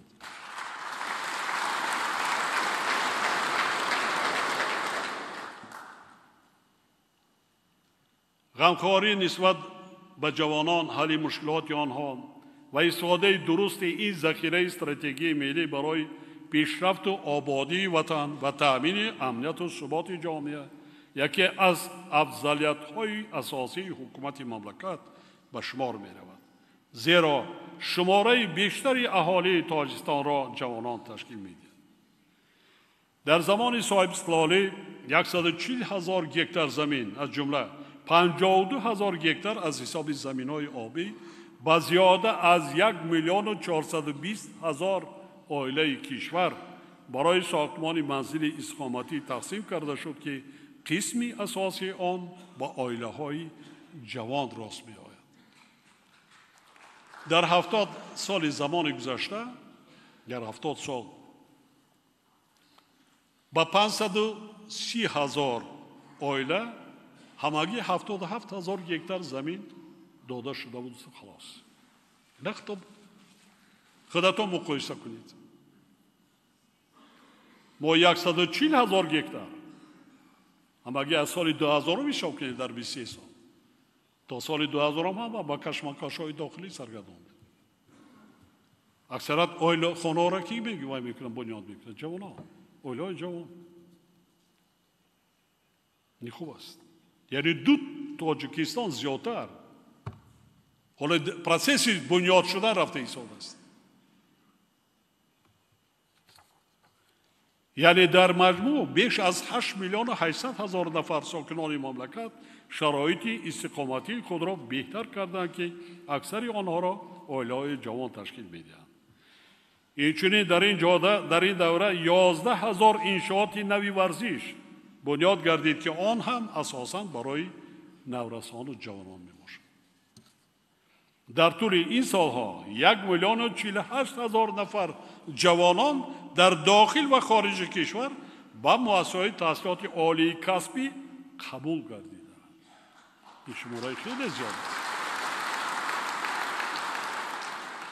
جوانان ما که نسل زمان استقلال میباشند در تمام ساحه‌های حیات جامعه و دولت از جمله در حمایه مرز و بوم وطن، امنیت مردم و دولت تاجیکستان ساختمان‌های بزرگ عصر از جمله نیروهای برقی، آبی، راغون و پیشرفت علم و فرهنگ سهمی بسیار نظر رس داشته ایستاده است. قابل ذکر است که تنها سال 2023 بیش از 30,000 نفر جوانان ما غالب آزمون و المپیادهای بین المللی و جمهوری گردیدند. طی بیش از 13 ساله جهت پیشبرد سیاست دولتی جوانان فراهم آوردن شرایط مساعد برای رشد و انکشاف قابلیت و استعداد آنها و باز هم بهتر گردانیدن سطح و صفت زندگی و فعالیت این قشر فعال اجتماعی یک سلسله نقشه و برنامه قبول و عملی شده ایستاده‌اند. برای رسیدن به مقصدهای گذاشته شده ضرور است که کمیته کار با جوانان و ورزش یکجا با مقامات اجرایی محلی حاکمیت دولتی برنامه‌های کار با جوانان را تهیه و عملی نماید. در این زمینه جهت بالا بردن سطح و صفت تربیت نورسان جوانان باید به مسئله بلند برداشتن حس خودشناسی ملی، وطن دوستی و وطن پرستی و انسان پروری آنها توجه اولین درجه داده شد. تأمین نمودن رشد ساحه ورزش یکی از سمت‌های افضلیتناک سیاست اجتماعی حکومت مملکت بوده. هدف آن عمومی‌گردانی ورزش، تحکیم طرز حیات سالم، مساعدت نمودن به آماده سازی ورزشکاران کسبی تاجر برای اشتراک در مسابقه‌های سطحی جمهوری و بین المللی میباشد.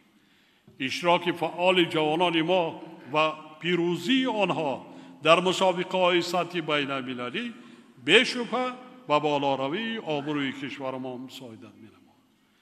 تنها سال 2023 ورزشکاران تاجیکستان از مسابقه‌های سطحی بین المللی 343 مدال از جمله 108 طلا، 76 نقره و 159 برنجی به دست آوردند که نسبت به سال 2022 226 مدال زیاد میباشد.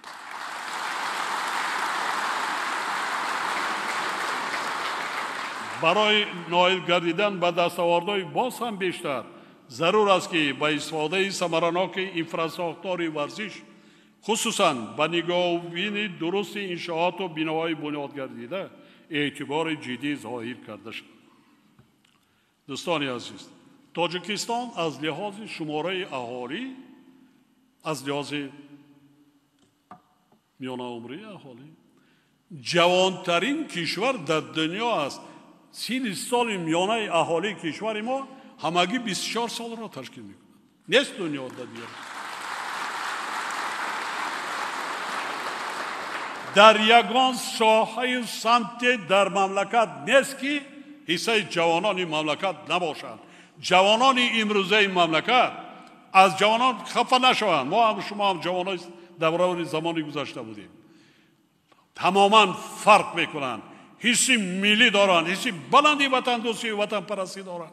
من آنها را دیدم که قوای مسلح مملکت هم در ساختمان عصر نیروگاه برقی آبی، در دیگر ساختمان ها، در همه جا، حتی در گلگشت ها، در باغ ها، در کوچه رسته ها از جوانان 20 سال پیش فرق میکنند با آداب، با رفتار و یاد.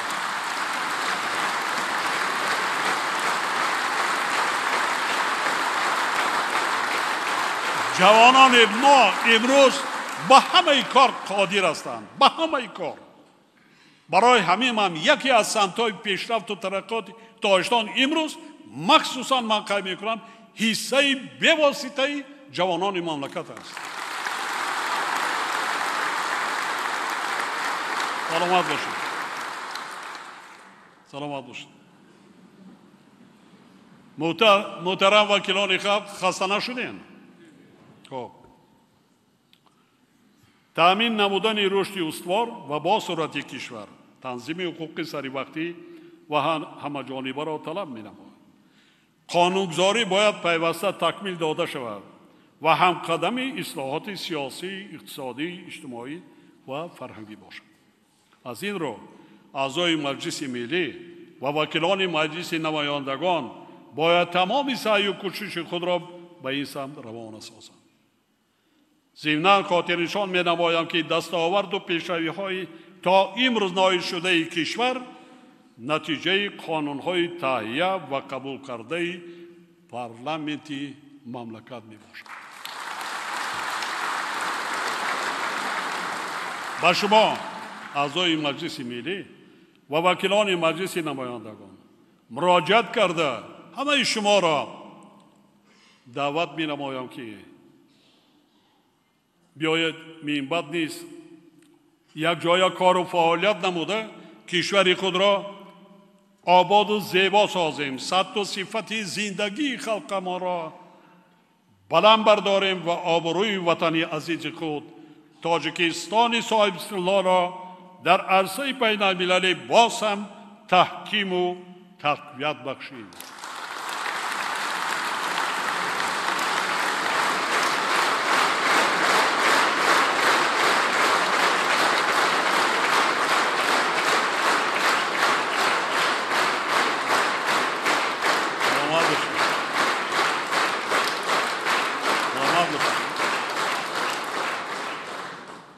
وکیلان محترم فراموش نسازید که پرزیدنت مملکت هم دست پرورده پارلمانت است.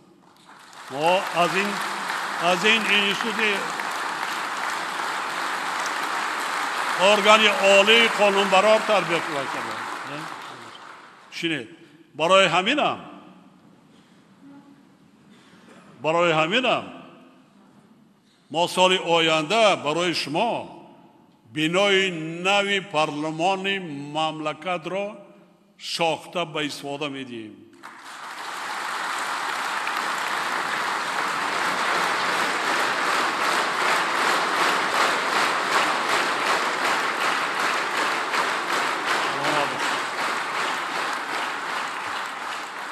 در مجموع گیریم شنیدتون اکنون مرکز مأموری دولتی صاحب استقلال تاجیکستان تشکل یافته ایستاده است. اکنون بنای نوی پارلمان، بنای نوی حکومت مملکت سال آینده به استفاده داده می شود. وزارت تندرستی به استفاده دادیم.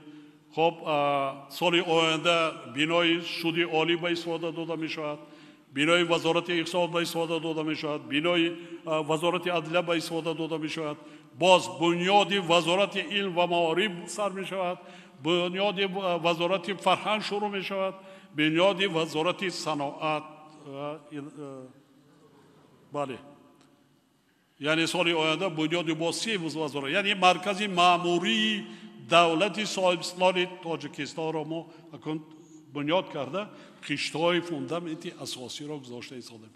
شکر گویید با یگان چی عوض نمی کنیم صاحب استقلالی آزادی استقلالات دولت است.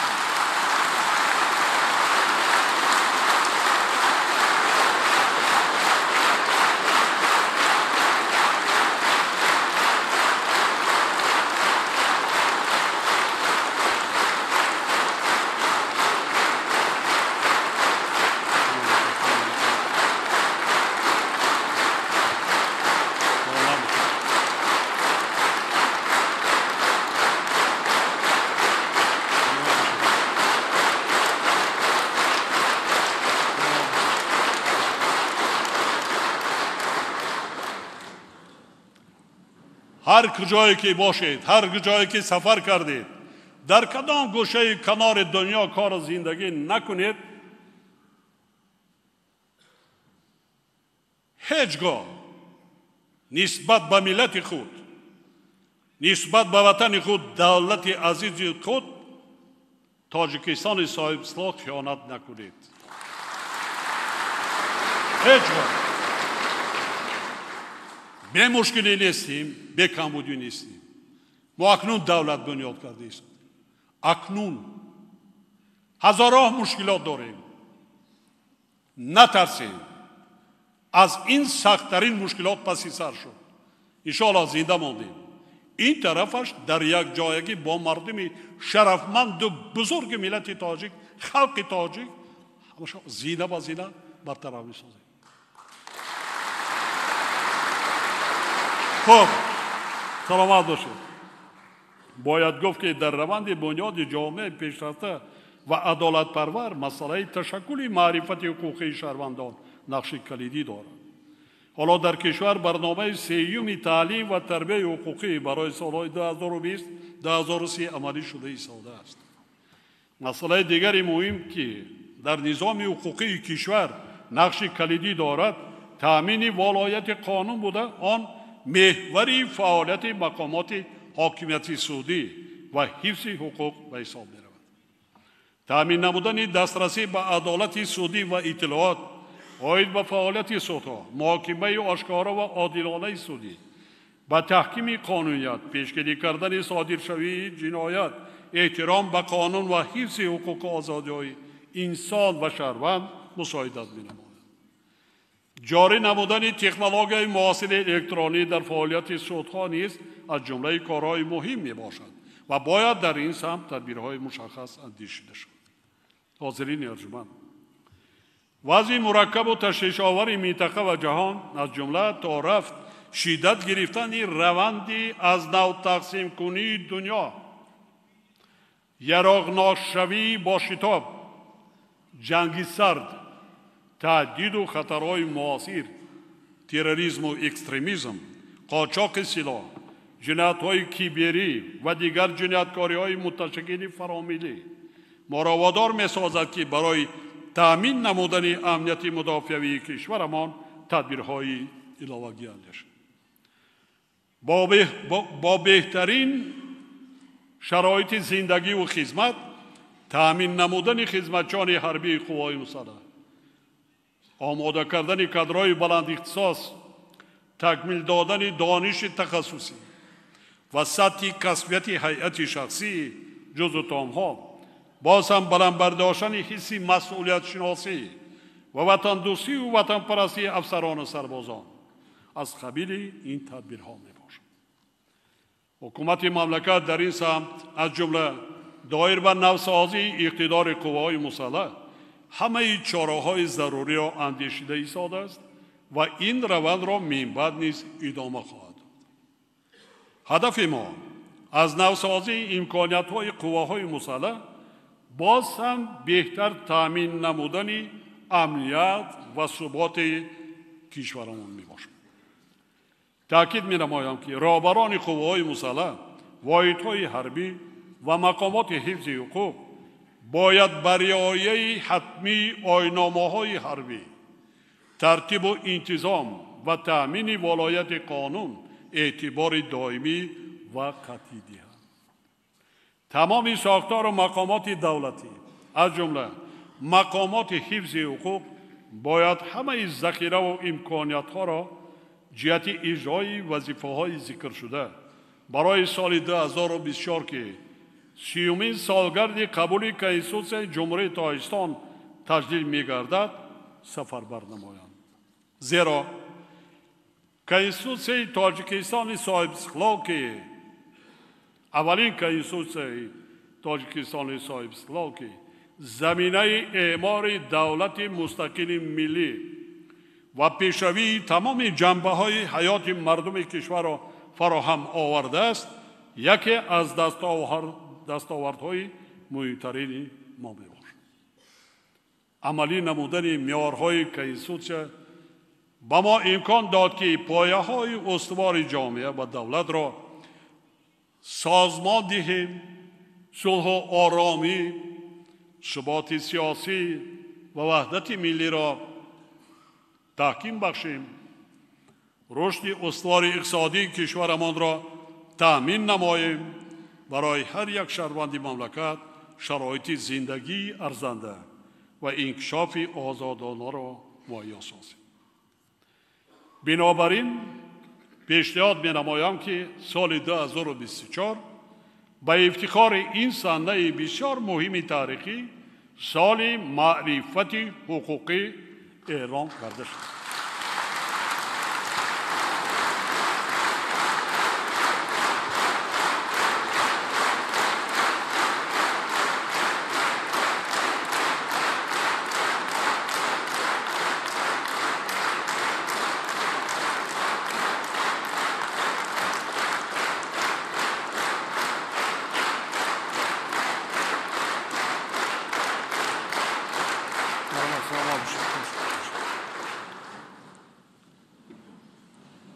هموطنان عزیز، مرکب شوی اوضاع سیاسی بین المللی شدت گرفتن وضع گیوسیاسی و نظامی، تهدیدهای امنیتی، بحرانهای مالیوی و اقتصادی، اینچنین مشکلات مربوط به تغییر آب اقلیم، نارسایی غذا و آب آشامیدنی در جهان و منطقه و پیامدهای آنها ضمن پیشبرد سیاست خارجی تاجیکستان ما را به اندیشیدن تدبیرهای ضروری وادار می‌سازد. کشور ما به صفت اولویت سیاست خارجی خود من بعد نیست به گسترش مناسبت‌های دوستانه و حسن همجواری با دولت‌های آسیای مرکزی در زمینه احترام و اعتماد متقابل توجه خاصه ظاهر می‌کند. در سیاست خارجی تاجیکستان تحکیم و توسعه مناسبت‌های دو جانبه و بسیار جانبه با کشورهای اتحاد دولت‌های مستقل، اینچنین دیگر شریکان عنعنوی از منطقه‌های آسیا، اروپا و امریکا جایگاه خاصه دارد. چنین رویکرد به آینده نگرانیده شده اساس سیاست درهای گشاده تاجیکستان را تشکیل می‌دهد. در این راستا ما همکاری خود را با کشورهای جهان اسلام باز هم گسترش می‌بخشیم. تاجیکستان در رابطه با روندهای جاری در افغانستان و خاورمیانه بخصوص فلسطین خیلی نگران است. همه ما شما ببینیم اون نوارایی که چیزی که نشان میده زیادت از 20,000 نفر شهروندان کشته شد.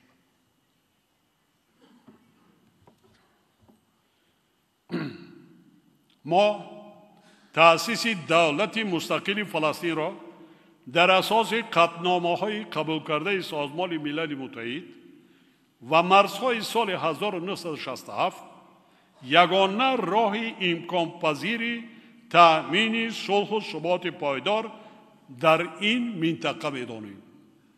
کشور ما از جامعه جهانی باز هم دعوت به عمل می‌آورد که همه این نزاع‌ها تنها با راه مذاکرات و مکالمه حل کرده شوند. همکاری تاجیکستان با همه سازمان‌های با نفوذ بین المللی و منطقوی از جمله سازمان ملل متحد، اتحاد دولت‌های مستقل، سازمان همکاری شانگهای، سازمان همکاری اسلامی، سازمان همکاری اقتصادی، سازمان عهدنامه امنیت دستجمعی،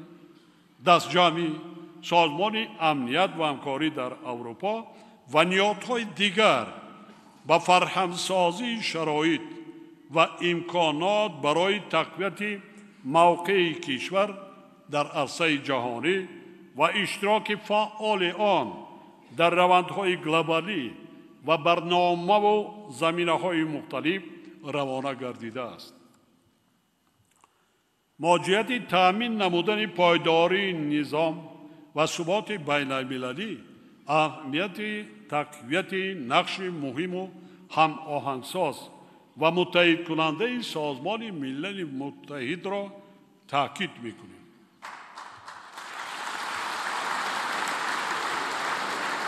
قابل یادآور است که سال گذشته با تشبث پنجم جمهوری تاجیکستان قبول گردیدن قطعنامه سازمان ملل متحد درباره سال بین المللی حفظ پریاک‌ها اعلان کردن سال 2025 اینچنین 21 مارس همچون روز جهانی پریاک‌ها و تأسیس خزینه بین المللی حفظ پریاک‌ها برای جامعه جهانی مهم و مایه افتخار مردم شرفمند تاجیکستان است.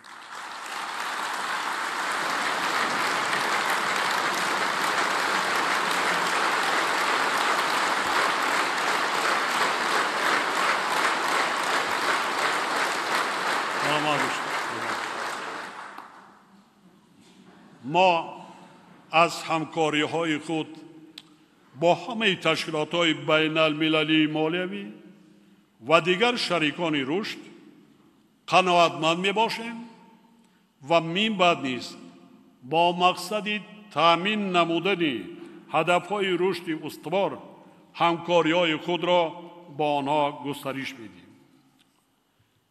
محترم اعضای مجلس ملی و وکیلان مجلس نمایندگان، هموطنان عزیز، در پیام امروزه دستاورد و پیشروی‌های در ظرف سالهای اخیر نایل شده تاجیکستان صاحب استقلال بیان گردیدند.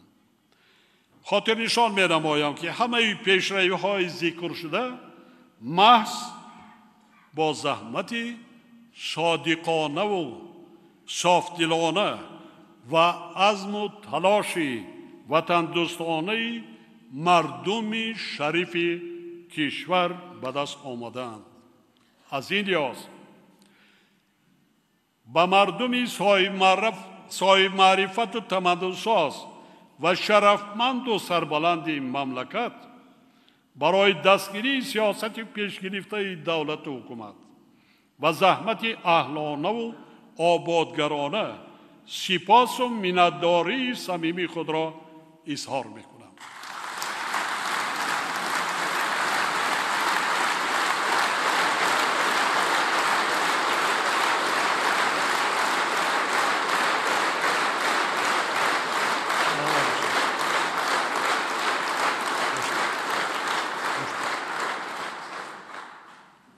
در برابر کامیابی ها امروز مشکلات و مسائل حل طلب حیات جامعه و دولت اینچنین وظیفه ها برای حل و فصل آنها معین و مشخص کرده شدند.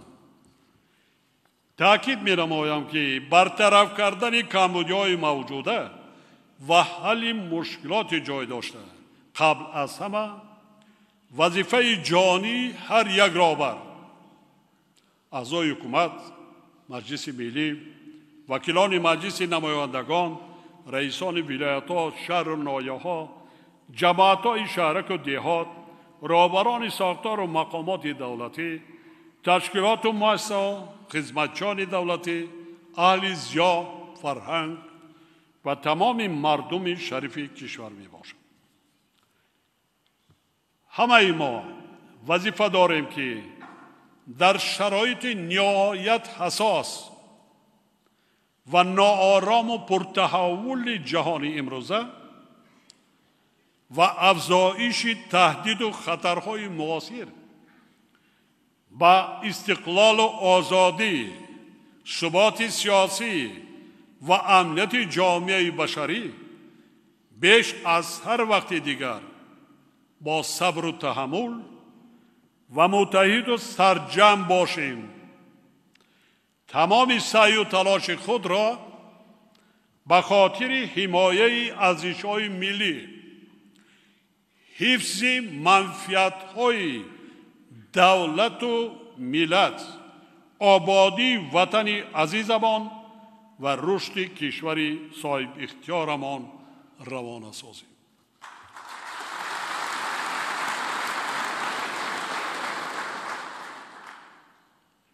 من به مردم عزیز کشور مراجعت کردم. هر یکی آنها را دعوت می نمایم که بیاید طبیعت تاجیکستان بیشت آسای ما را به گلستان تبدیل دهیم.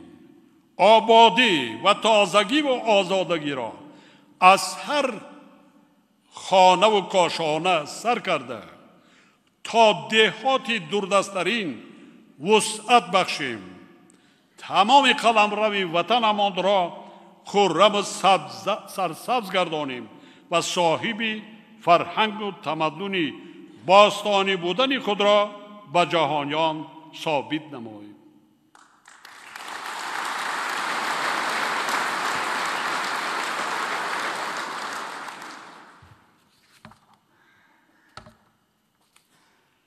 من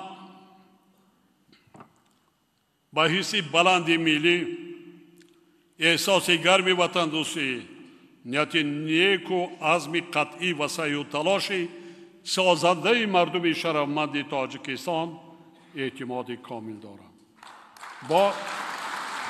با اطمینان اظهار می نمایم که ما همه یک جا با کار و فعالیت اهلانه وطن عزیزمان را خصوصاً تا جشن بزرگ ملی 35 سالگی استقلال دولتی آباد و زیبا می سازیم. دولت صاحب استقلال ما را پیشرفته می گردانیم و اعتبار و آبروی آن را در عرصه بین المللی باز هم بلند می برداریم. با کل مردم شریف تاجیکستان سلامتی، خانه آباد، بخت و اقبال نیک و به هر یکی شما حاضرین محترم سربلندی و موفقیت و برای کار آرزو می نمایم. همیشه سلامت و موفق باشید هموطنان عزیز.